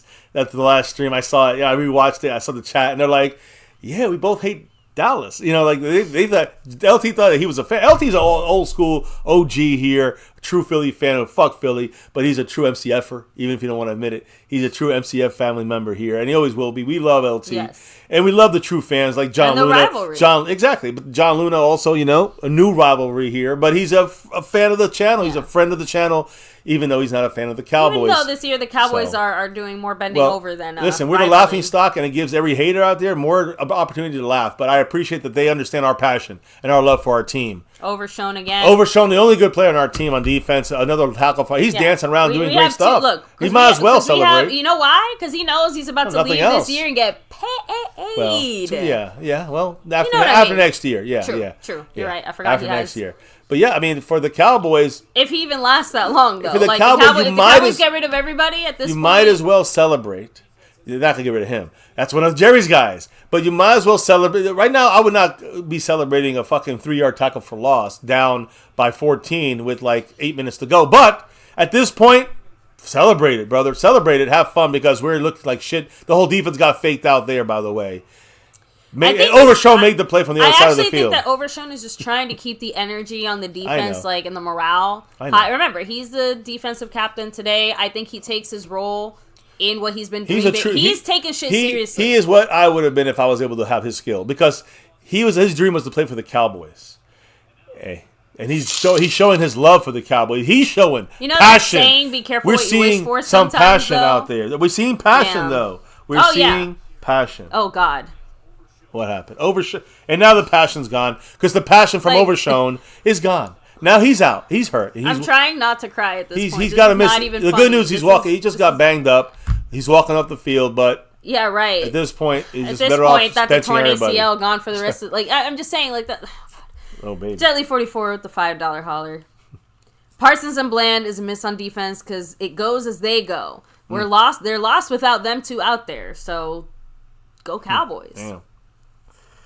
I mean, there's no... You're right. You can't even say it's Trayvon Diggs anymore because Diggs has been out there the whole time. And let's be real, he's had a rough game. By the way, I have to say this here. I know we're over our bullseye hit. Big shout-outs and thank you guys for that. That's the only good stuff. You guys are making this thing an enjoyable stream because of you guys in the chat. The back and forth, the talk, the drops of love, the bullseye, the goals, all that stuff. But we're past that goal. We still haven't figured out a winner or the champion at the top of the board. And John Luna is literally up by 2 and change. Little foul. Almost gets a sack, knocks the ball out. That's a fumble. Get the ball. Just in case, get the ball. It's a loose ball. Get the ball, motherfucker. There we go. I mean, we did, but I think they blew the Cowboy fans got to know how to play this fucking... They got to know how to play. Little foul, come on. Little foul, went from behind and stripped... That ball almost was a fumble. Yeah. Definitely a forward pass, the hand going forward. But Lua Fowl, who I've said it multiple times, he's a hitter. He reminds me of an Overshown type guy where he gives you that impact. So, again, it's a rookie right there. Cousins with an incompletion, 4th and 7. We get the ball back with 8 minutes to go. I wanted to say, though, Jet Li, I don't think you read Jet Li's drop, baby. Jet Li. Yeah, I did. Parsons and Bland is a miss on defense because it goes as they go. Oh, yeah, for sure. But nobody's stepping up for this team because we have no one to step up for, unlike Jerry Jones thought. Which we knew we didn't have anybody. So with them out, I guess our team is out too. Yeah, our team's out. We almost over the line here, though. We're going to give them a free snap. Again, we're good. Should be good. Will Turpin get a chance here to return? It looks like it. Let's get something. A shot in the arm. Tries to get to the outside. He does. Got to get some blocking out there. Tippy-toe on the sideline and goes out of bounds because he fell out of bounds. Damn. He literally fell out of bounds. He could have had a few extra yards. Yeah, allowed 20 yards. He would have got us to the 10-yard line. That was another great... Again, Turpin just fell out of bounds. He's too little. So fucking close. But now we got Cooper Rush. So will it even matter? I don't know. I do want to make sure what matters, though. On our leaderboard right now, I know Jet Li, 33 points on the Stream Boss. But and right now, when it comes to gifting memberships, Jet Li has 16 to John Luna's 10. So it is a battle to the wire there. But the bigger battle I think John Luna said that Jet Li... can have it? Yes. I'm telling you right now, the sponsor of the week still up in the air because that sponsor of the week currently is held by John Luna by 2.5 points. JK Delta dropping a $10 holler. What did JK have to say? Thank you, JK Delta. Much love. He said, imagine having Kellen Moore as our offensive coordinator. Dan Quinn as our defensive coordinator, and Al Harris or Mike Zimmer as the head coach. Our team is unmotivated and out of sync. Mike and Jerry need to go. Now, I'm going to say this first Dallas thing. Cowboys for life. Much love, J.K. Delta. I'm going to pop you up on that board. And Jet Li goes up 23. Rico Dowdle up on that stream, boss. Right. Thank you, J.K. But J.K. Delta, I do not want to imagine Kellen Moore as our offensive coordinator because he to me was an issue for our team. I know that some people like him and maybe they thought he was not the... He, to me, was a major problem and controlled by the Joneses. It doesn't matter who your offensive coordinator is or who certain coaches are, because the Joneses will control whoever is there. They will put puppets in place 99% of the time. Okay, Parcells, they didn't know that they thought Jimmy Johnson would just go along with things, and he didn't. So it comes down to puppeteering, and that's what the Joneses want. So whoever is the coach, whoever may be the head coach, Jerry Jones always have one of his guys in control. I do kind of get his point in the sense of it's not so much that Kellen Moore was the answer or is the answer, but at least with the guys that we currently have, the team that we currently have, Kellen Moore did have the most successful offense out of all of them, really. I mean, when it comes to at least numbers, production, and you can't deny it either wins. So hopefully with and again, that's what I'm trying to say. I'm looking at it from the perspective of what that would look like. Because remember, the Joneses aren't going anywhere. We're assuming in this scenario it's what's the closest to success that we could get under a Jones management with some of the people we've had in the building somewhat The thing recently. is that with Zimmer being the head coach and then having Dan Quinn as the coordinator, that would never happen. The problem is that would never happen. It would have to be Dan Quinn have to be the head coach. One of the reasons Dan Quinn has had so much success in Washington is because Washington straight up said, do what you want. Here you go. We're writing you a blank check to do whatever the fuck you want. You figure it out, and run Jerry it. Jones will never let that happen in Dallas. I mean, Jerry won't even let a fart out of his control. Look at that shit. We're down. We actually lost another 10 yards because we thought we were at the 50. He stepped out a lot earlier. So Cooper Rush is basically starting off from incompletion here again. It's just horrible. The horrible pass by Cooper Rush.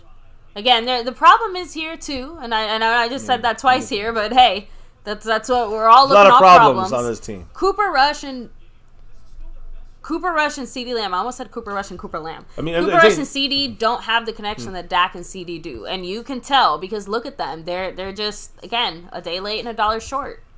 Not on the same page at all. Again, Cooper Rush trying to do something here. The fact that we can't really run the ball is also fucking us hard. Just throwing that out there. Cooper Rush sort of... Hey, oh, wow. Ferguson there we go. We got catch. a first down.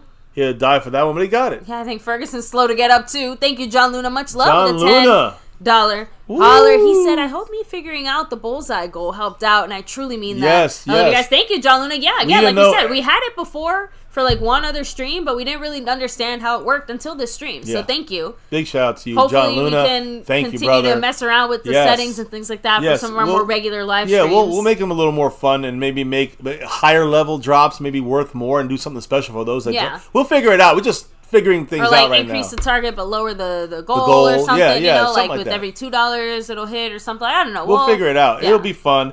Better than these fucking games right now we're watching for our side. Bama fan said Rush is better than Dak. Bama fan, come on. That right better there. Better than Dak? Listen, I think CeeDee Lamb got hurt because he had to reach back for that one. It's that shoulder. Here's the thing, though. Here's why people will say he's better than Dak, because for $60 million or for $2 million, who would you go for at this point? And everyone's going to say the $2 million guy because the $60 million guy is playing like a $3 million guy. If we're going to run this team so shitty that Cooper Rush can go in there and suck just as much as Dak can, then sure, I guess at that point you might as well. But that's not what the front office has done. The front office has... doubled down the wrong way. Yeah. So, by the way, Jet Li with 13 points, but he's also down by, I think, 13. It's CeeDee Lamb with the first down. Yeah, they're fighting. Yeah. Look, he's trying just fighting. to walk. They're he's in pain. You can see CeeDee Lamb's in pain. Not just that, but you can see too the way he's running. He's got it's his right shoulder that's bothering him. He's running with his right arm basically straight hanging down. It happened when he fell on that before halftime. Yeah, on that play that tried to do that. The thing is, that he keeps falling on that shoulder, of course. But that dumb fucking play is what probably is going to hurt CeeDee Lamb the rest of the season. Cooper Rush does nothing. Remember, we lost 3 yards. Remember, we could have kicked it instead of trying to fail Mary. Listen, there's a lot of issues we had. Look, CeeDee Lamb is out of the game completely. He's not. Yeah, he's hurt. He's not going to be able to hold up. I wanted to just make sure I shout this out. Is he grabbing his groin? His hand, his groin. I want to shout this out because we might not get a chance. But John Luna with his $10 holler. was up by 2 and change. Now he's up by 12 and change, by 13 over Jet Li, who's got 13 points on the stream bus as Tyler Guyton false starts again like a schmuck, making life harder for Cooper Rush. You see CeeDee Lamb has a shoulder, he keeps touching that. That's going to be an AC joint or some kind of... He's going to be hurting the rest of the year. Watch him have some off-season surgery. Yeah, look at his face. He can't even stand there. CeeDee Lamb can't even stand. Guys, CeeDee Lamb's probably done for... He's probably on IR for at least four weeks. This is I know we can't... I never will say tank. I don't believe in tanking, but this is a natural tank. We have no players to start off the season. Then we get everybody hurt. Who do we play? What do we do? We get the Eagles. We get LT next week. God, I'm gonna have to wear a fucking paper bag over my head. Like I don't think I can. I don't think I can do this against the Eagles next week. Yeah, I'm being honest. Like I don't know how. God damn. Let me just read the chat. Well, first let me see. Damn. JK Delta said, my right shoulder has no AC joint and the cartilage and rotator cuff is torn. I bet it feels very uncomfortable. Here it comes to CeeDee Lamb. And it knocks his shoulder out of place. So we have an injured CeeDee Lamb, so we use CeeDee Lamb to go deep, diving for a pass that, I mean, it's like we want to hurt our best players. First we hurt Zeke when we paid him the money. Then we hurt Dak when we paid him the money. Then we hurt CeeDee Lamb when we paid him the money. This is a very knowledgeable. This is a great front office. He took the entirety of that impact trying to make that catch on that hurt shoulder. And honestly, it was a good pass by Cooper Rush. Better than Dak has done today. Beautiful. I'd rather have Cooper Rush in there for the money side. Not Dak is better. We're still going to lose every game with Cooper Rush, but for the money, I'd rather have Cooper Rush. It doesn't matter though. Dak is our quarterback for the next 2 years or 3 years. And that's it. You got to accept that. CD slamming his helmet. He's screaming in pain on the sideline. LT said that the surprise of the season has been the decline of Zach Martin, that he just did not expect. Yeah, definitely. Well, I mean, you were the one calling it out, though. The wife did say... From early on, I said, hey... 2 3 years ago, she's saying you can see starting to. I said, not really. And it really wasn't, but it was like... Like I said, we're broke. talking like centimeters, but like I said, when you start to notice it, it's similar. Now it's a bum rush to a lot of other discussions we had with other players, saying, "Hey, we're starting to see it. When is the time to either address it or do something about it or whatever?" Instead, we made Zach Martin have to be the glue of this offensive line. Here's the end of the game: 14-11 with 5:26 to go. If we don't get the 11 yards, the game is over. I mean, officially, Cooper Rush trying to throw what he does, throws the ball. It is. Dropped at the last second by Kevontae Turpin. Great fight by Turpin. You can't hope to make every play happen. That's a great fight. And thank you, John Luna. Yeah, I do like that too. I think we'll probably have goals set because he said he liked the bullseye thing more because instead of making one big 50 drop, you can make 10 fives and have it add towards the goal and it's different ways of kind of dispersing the love, right? And that goes also for gifting. It's a great way of giving people a chance to see the membership stuff. I mean, we haven't really dropped our emojis today because they haven't really been much of a chance to do it, but I'm gonna still do it. William Bernie said that was actually a perfect pass by Rush. Yeah, I mean he had some good passes. Two good, one to CeeDee Lamb, one to Kevontae Turpin. Yeah, Mary Alvarez, much love, always for Cowboys.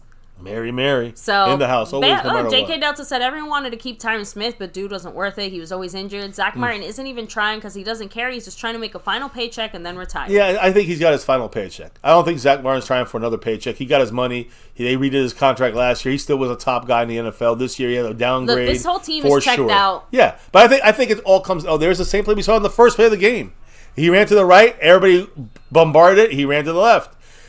We have 4 turnovers on downs today. That's the most in a game by the Cowboys since the year 2000.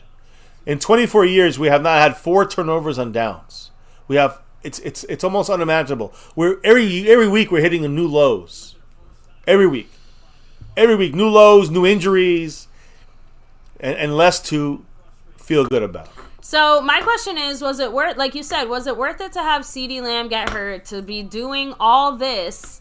In a game that was already in this situation, because it feels like Mike McCarthy is basically giving us one last big fuck you before he goes. He's like, I'm going to hurt this team before I leave. Yeah, he's not obviously not going to want to do that, but yeah, I know what you mean. It feels like he's just letting out all the stops, pushing everybody to the end. Now he's pushing people. Why didn't he push them 3 years ago when we were in the playoffs against the Niners? Why didn't he push them hard then? Great job by Donovan Wilson. One of the few plays he's done today. That's good. But why didn't he try that? Why didn't McCarthy say dive and give it your all? back then. The Giants are trying. They're scoring touchdowns. They're making it a game against Washington. It's a 3-point game, 5-point game with 2 minutes to go. At least they're trying. Cowboys ain't trying. Just honestly, let the clock run to 0. Cowboys. I want this game to be I'm over saying the Cowboys are not trying. Like that's the point. And that is the point. The Giants may suck, but at least Dable has not lost a team. McCarthy has lost the team. McCarthy needs to get fired. That's right. We said this 3 years ago. He should have been fired. But if you haven't been proven that, he needs to get fired. It needs to be now. We get the Eagles in Dallas to get 2 home games. LT with an interesting football question. Sorry, but this is actually... I know. But just say LT Eagles next week, and then John Luna's Texans the week after that, and then the Commanders on the road, then Thanksgiving against the Giants, and then the Bengals in Dallas. That's our next 5 games. We get 1, 2 wins, maybe? Go ahead. Is the turnover on downs counted as a turnover stat-wise? Not a turnover per se. Like it's not when you see the turnover like differential. No, the turnover is a fumble, interception. Okay. But turnover on downs is a separate stat. Turnover on downs is a separate stat. So turnover on downs is actually a separate. It doesn't count as turnovers. It's not a turnover. It's a literal different stat. Turnover on downs. That's all. But I know it's a little confusing. But it's not a turnover. Turnover is when you make something happen. Yeah, just that's right. Why I said I thought it was important. It's crazy. You know, it's crazy. It was like 5.5 minutes to go in the game.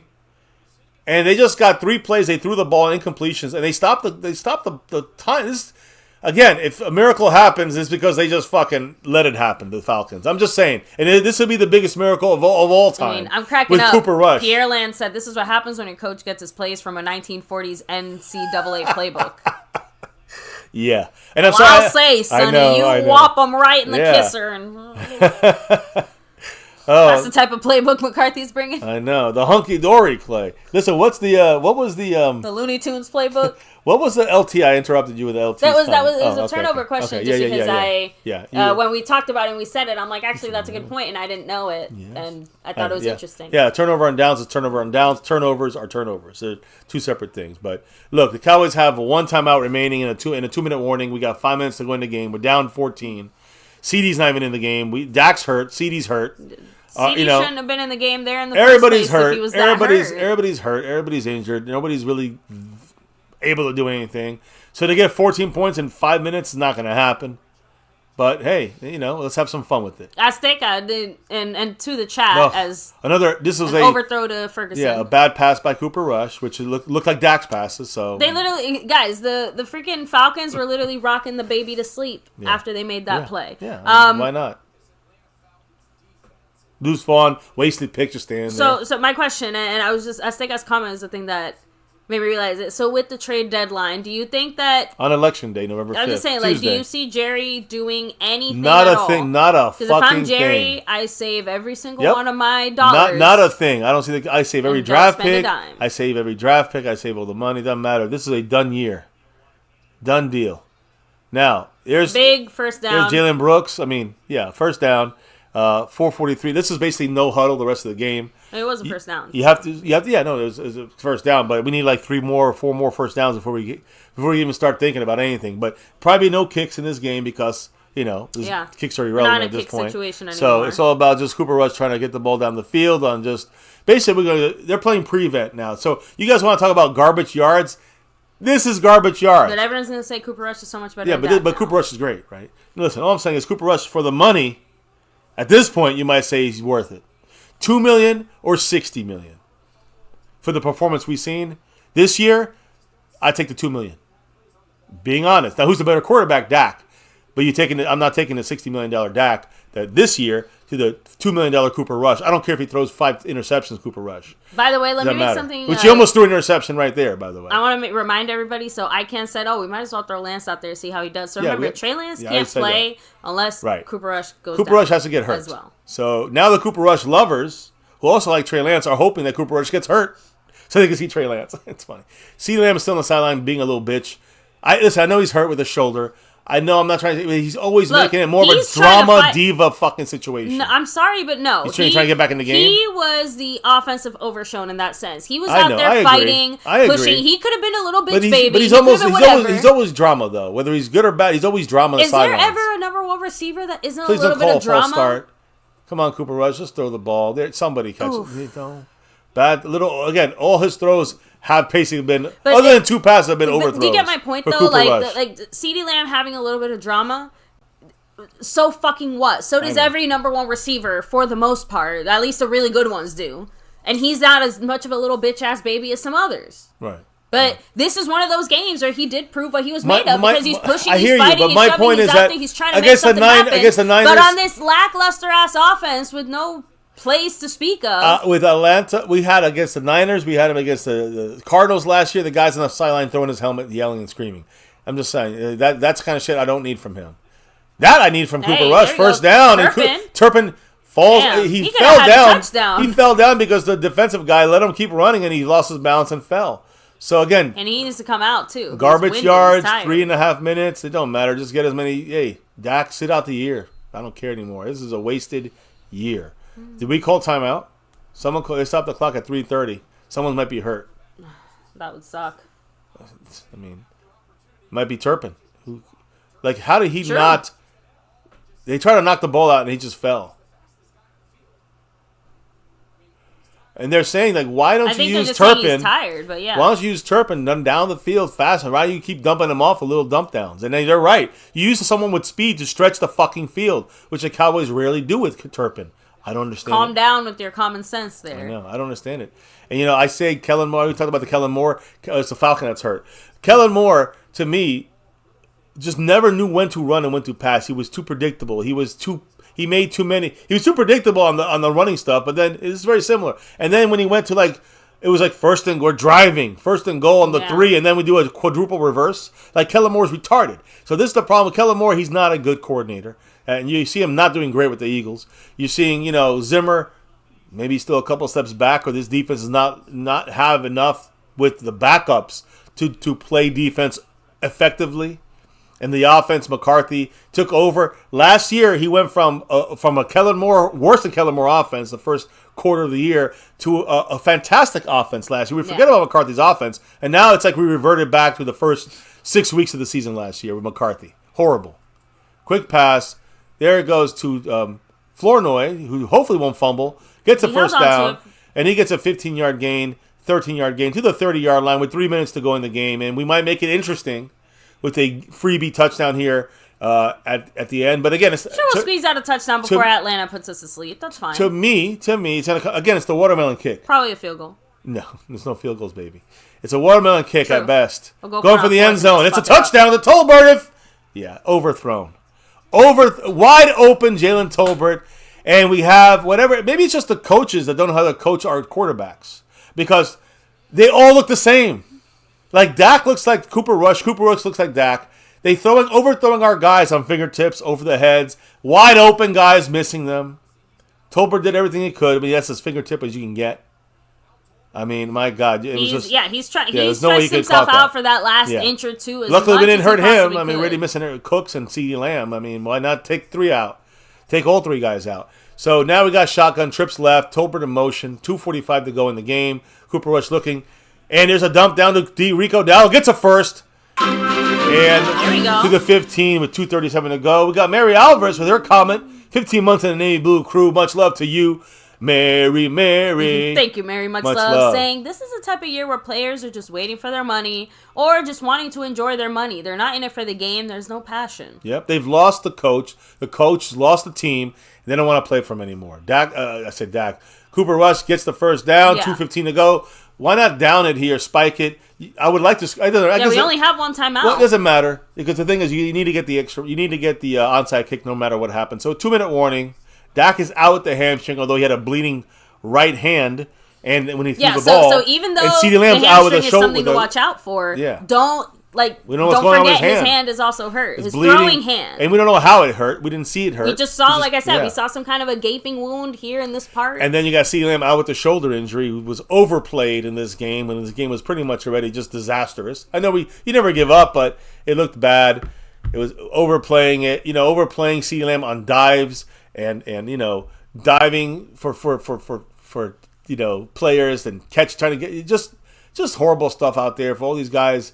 Not really having an opportunity, whether it's Dak or Cooper Rush or whoever's running this offense. It's just horrible. A lot of mistakes, and I'm going to say it again.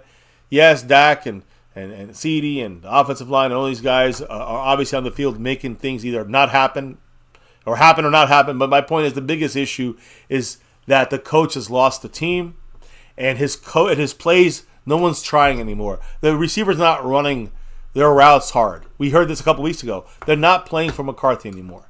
They're like Mary Alvarez says, they're playing for their money. They're playing to stay healthy. They're playing to try to get good stats. That's why I'm saying, let's see Aubrey kick a 70-yarder. I don't care about this fucking score anymore. We do not deserve to even be this close in this game. But Jelly44 saying McCarthy had the same problem when he was coaching Green Bay.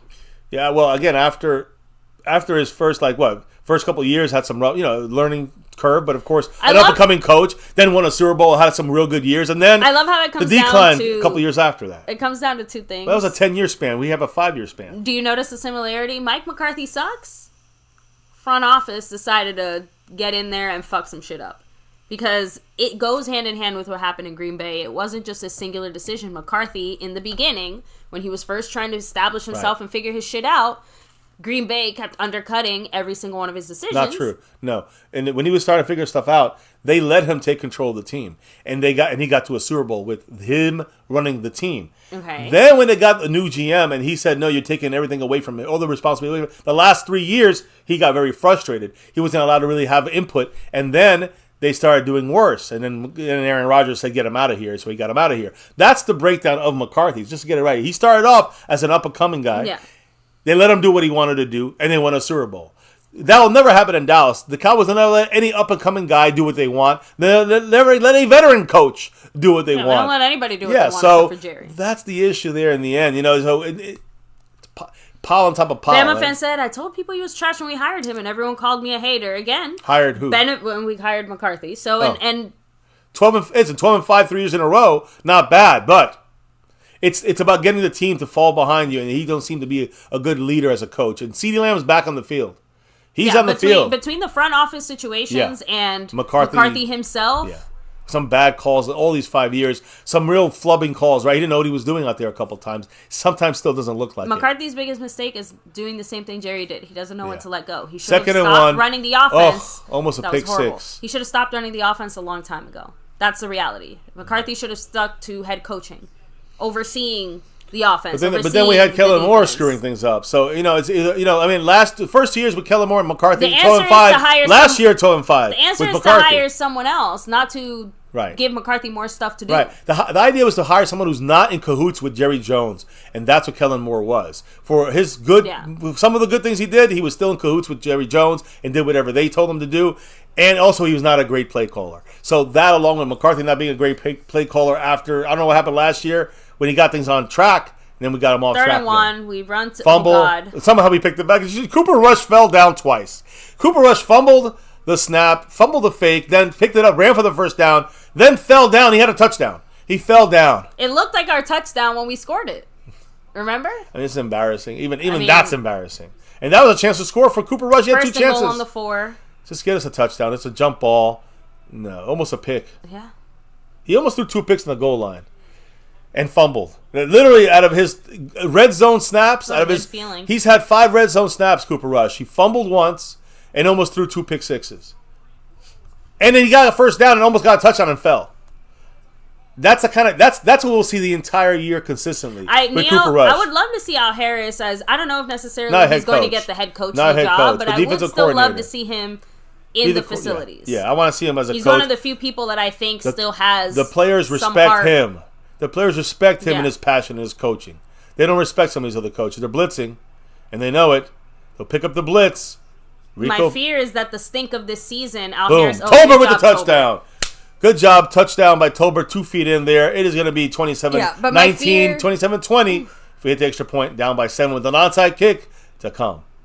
No, my fear is that the stink of this season, Al Harris will be tainted by it, and that he also will be gone. He might be you know who he might be? He might be the Kellen Moore. And I say that only he's the in for Jerry Jones. Gotcha. He's the Jerry Jones. What does that tell us, Are we going for 2? If Jerry... Are we going for 2? Why? Okay, no, they're not. They're coming off the field. Okay, no, they're really going for 2. Wow. Why are we going for 2? Are we trying to get the watermelon kick again? It's going to end McCarthy's career. The other one ended Dan Quinn's career. This is going to end McCarthy's career. Remember, our kicker's Brandon Aubrey. I mean, that's not even the point. The point is there is no reason to go for 2. You want to win the game?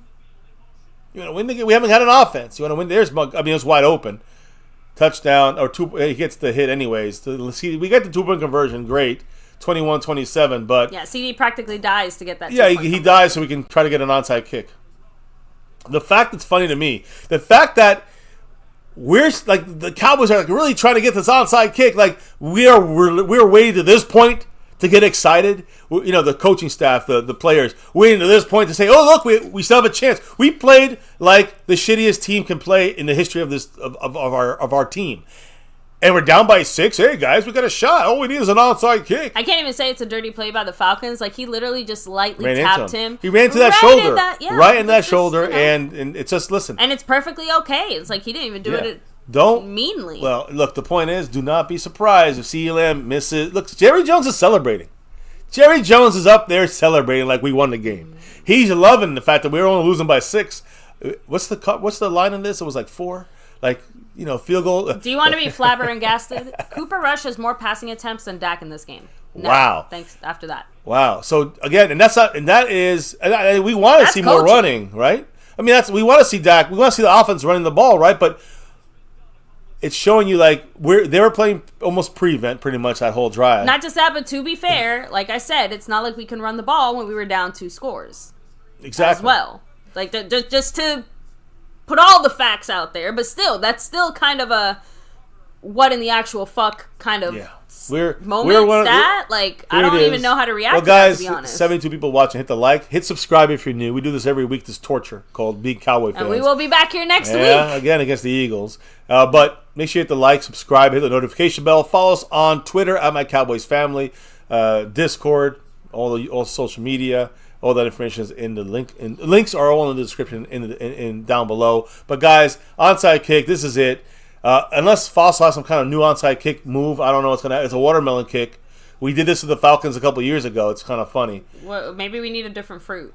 I don't know, but we did the watermelon kick. That was with a peach kick. That was with Maher. So now we're putting it down, doing a watermelon kick again. I hope the Cowboys practice. This is not one of those bouncy ones. This is one of the ones that's going to start like going, and it's going to kind of do like a helicopter on the ground, sliding on the ground. So let's see what happens. We don't know which side the Cowboys are going on. The Falcons are nervous because they've seen this happen before to them. Don't touch it. It is Falcons ball, game over. Yeah. And okay, like that, game over. Cowboys at 3-5, baby. That's going to be it for the Cowboys season. Let's go. That was a. Just, I mean, I get what they were doing, and I mean, look, you don't not try. Like no one's getting mad here.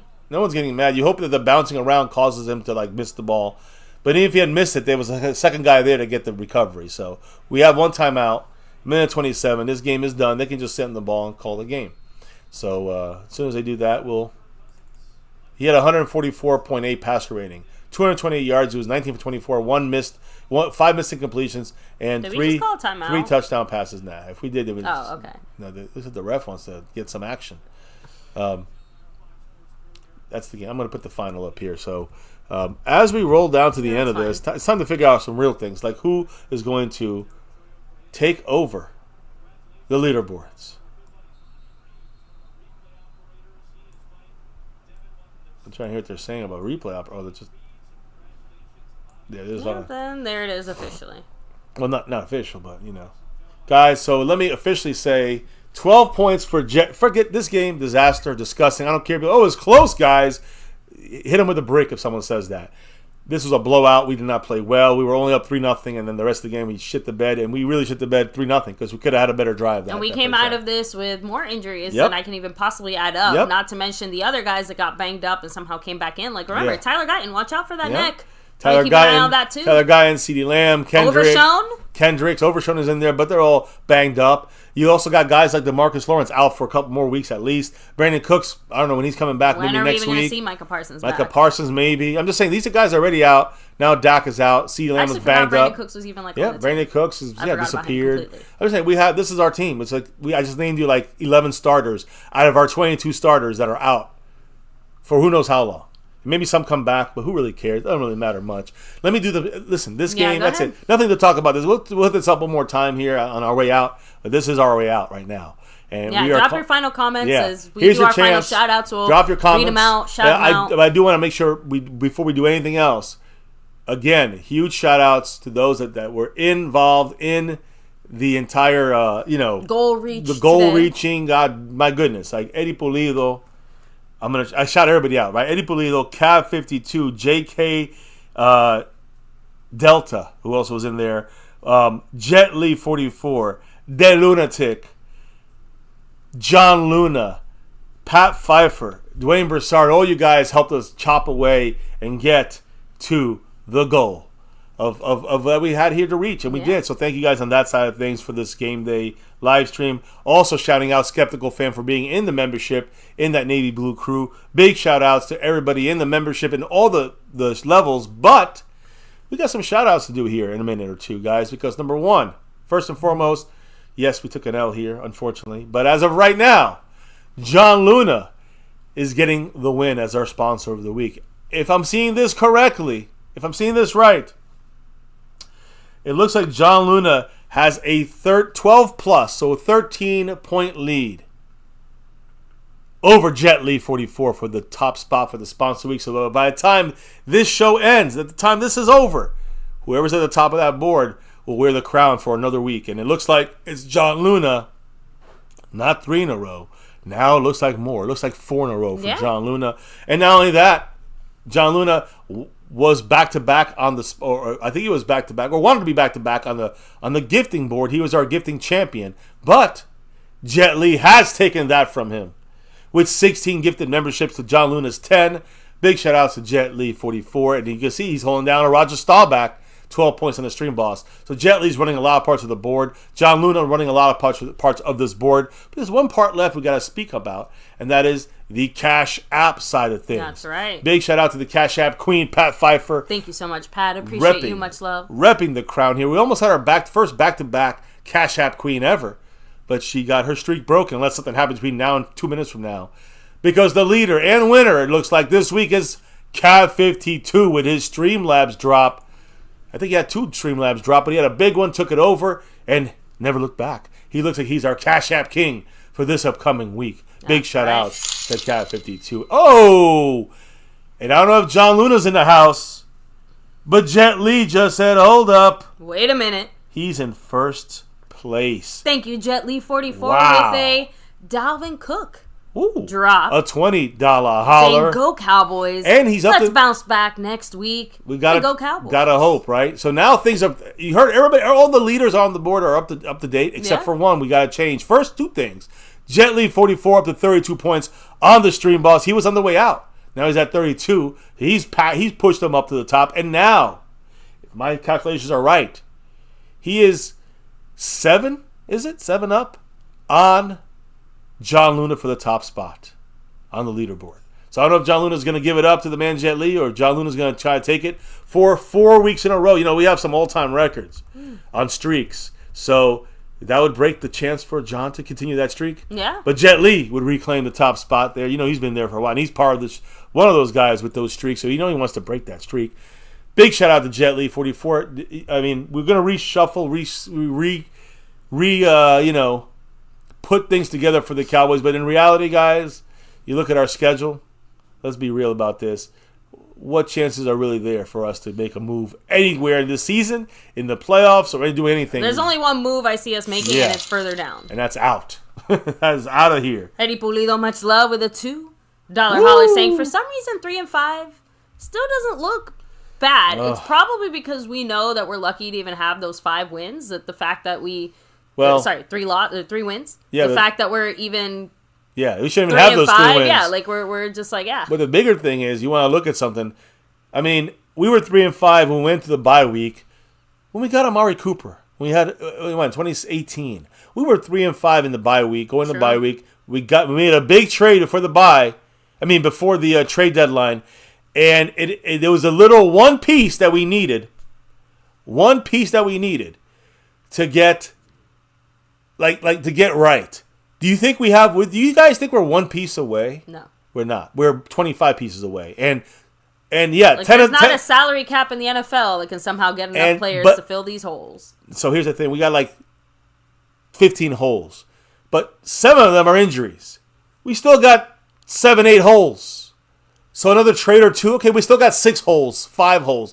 There's not enough to get us in. And then during that year, we had a nice, I would say, a 5-game stretch of easier teams.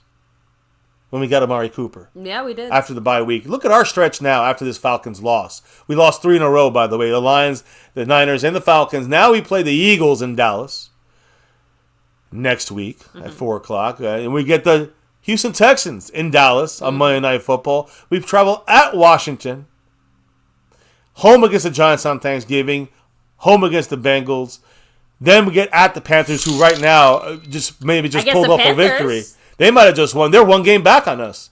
They're 2-7 if they win this game. They won. So, again, you're seeing the schedule is the other issue here. I mean, the Bengals just won, 41-17 today against the Raiders. The Panthers did just pull off the win. Yeah, Panthers won. They're 2 wins. We got 3 wins. And then we get the Bucs, who are good, at home in Dallas. We get at the Eagles and home against Washington. Guys, we might win maybe the Giants game. Maybe. We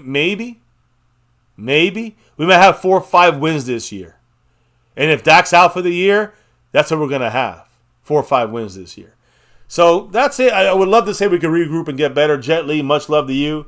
He's pulled away now. Yeah. He's pulled away to 8 points now. Yeah. 8 up on John Luna. Shout out. By the way, John Luna conceded the victory. Said congrats to Jet Li 44 for taking that title from me. And yes, John Luna, you are still in the drawing because you were the sponsor of the week the last 2 weeks. Well, let me explain what happens now, because the sponsor of the week for the month of October, which means we're in November now, but that means that sometime this upcoming week, this new week, maybe Tuesday, Wednesday, Friday, or Saturday, we're going to do a live stream where we have a jersey raffle.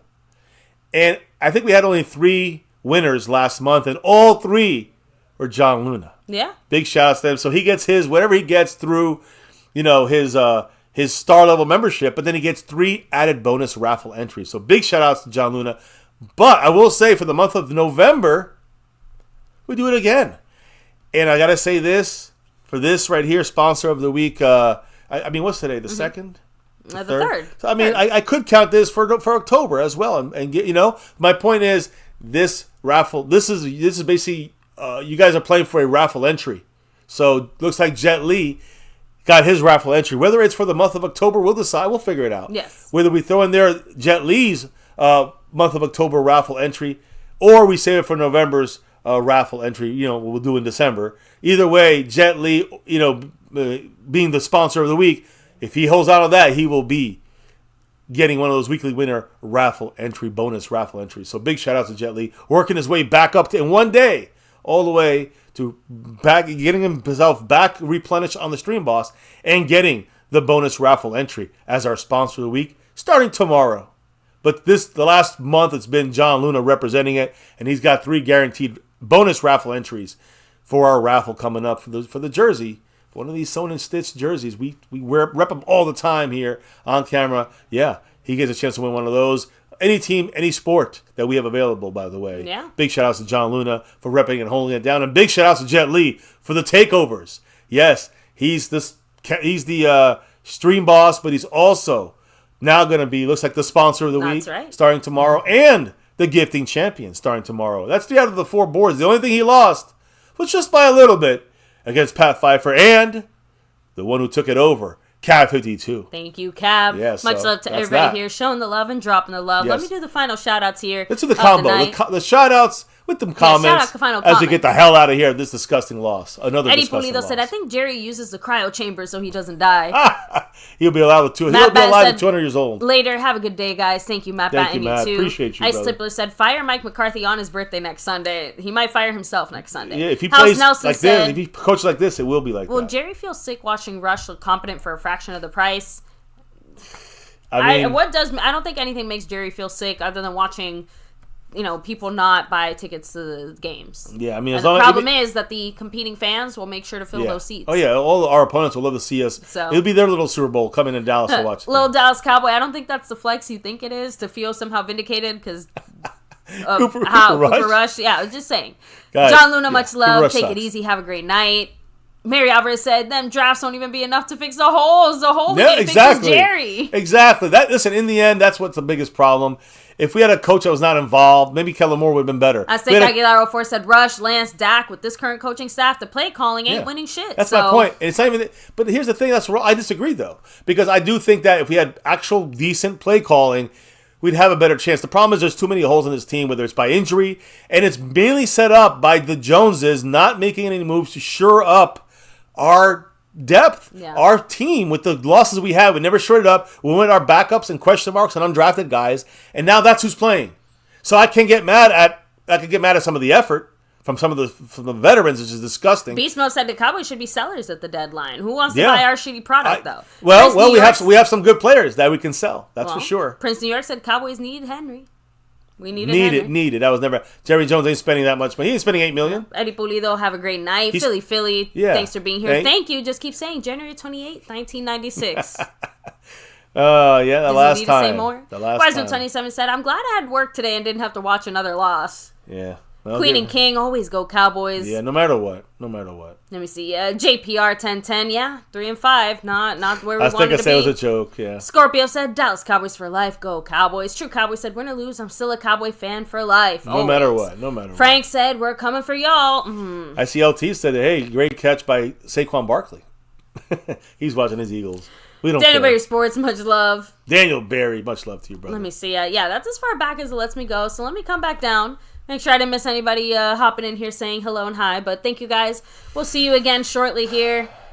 Keep you guys updated on the whole injury situation and everything else. Hop in the Discord if you want to keep this Cowboy commiseration conversation going. Yeah. But with that said, baby. Painful.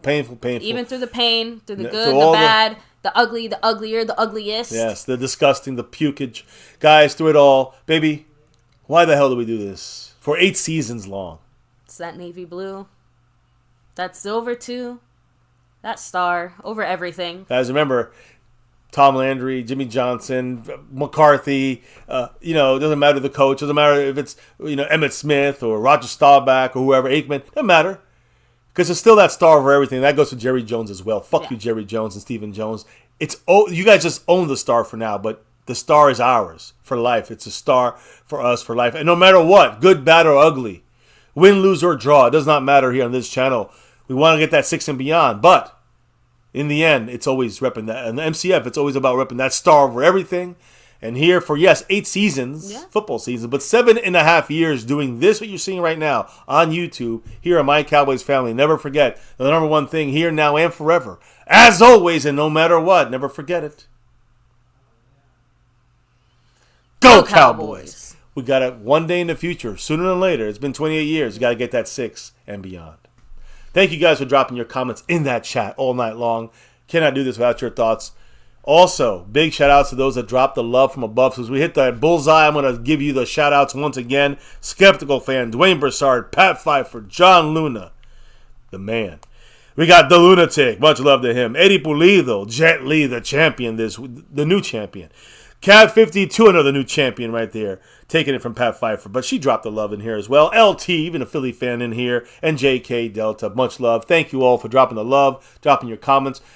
Now that it's time to drop out and clock out after this disgusting, disgraceful loss, we relock and reload for another new week. Now against the hated Eagles. We'll be live Tuesday or Wednesday to give you a quick recap of this crap from today and a quick preview about the Eagles as we do our big check on the Eagles on Friday or Saturday. Next week, and prepare for the Eagles coming to Dallas, I guess. Yeah. We'll see. We'll see. But on that note, guys, if we can do all that and drop out of here for the night, baby, let them know what we gotta do before we drop out of here after this dropping another loss. We gotta drop the beat. CD. Injured. Both of we're gonna have to burn all Dak, both of these jerseys. Injured. Now. Everyone fucking injured. I don't know what to say and do anymore, guys. I'm what we call been speechless. Show up to the streams naked. Yeah, I'm gonna just come in here with just like nipple pasties, little stars. A blue shirt or a gray shirt. I don't know what to say anymore. I don't know. Maybe a shirt with Jerry Jones is a clown. I don't know. Either way, you know we get down. Always repping that star over everything. Thank you all for suffering with us through this disgrace. At 3-5, it ain't looking good. After this Week 9 disastrous loss against the Falcons, but expected by us here on My Cowboys Family. Yes. And you guys kind of expected it too. Most of you guys. Here, no matter what, though, we move on. We slosh through it and move on. Here on MCF, where it's always about that navy blue, that silver too, that star over everything. Never ever forget the number one thing right here on My Cowboys Family. You guys making this thing, the world go around on My Cowboys Family. So thank you all. Don't forget, whether you're watching this now or on the replay, hit that like button right now if you haven't done that yet. Make sure you subscribe to the channel and keep it growing, 40,000 plus and beyond. And hit that notification bell to all videos so you know when I'm going live. On that note, guys, stay safe out there. You can follow us on Discord and jump in their Discord and keep the discussion going. You can also follow us on Twitter, X, and all social media at My Cowboys Family. But just the main thing is, enjoy the rest of your week and don't let this ruin it. Stay safe. We'll see you back in a couple of days, couple of nights. And never, ever forget, no matter what, go Cowboys! Fuck Philly.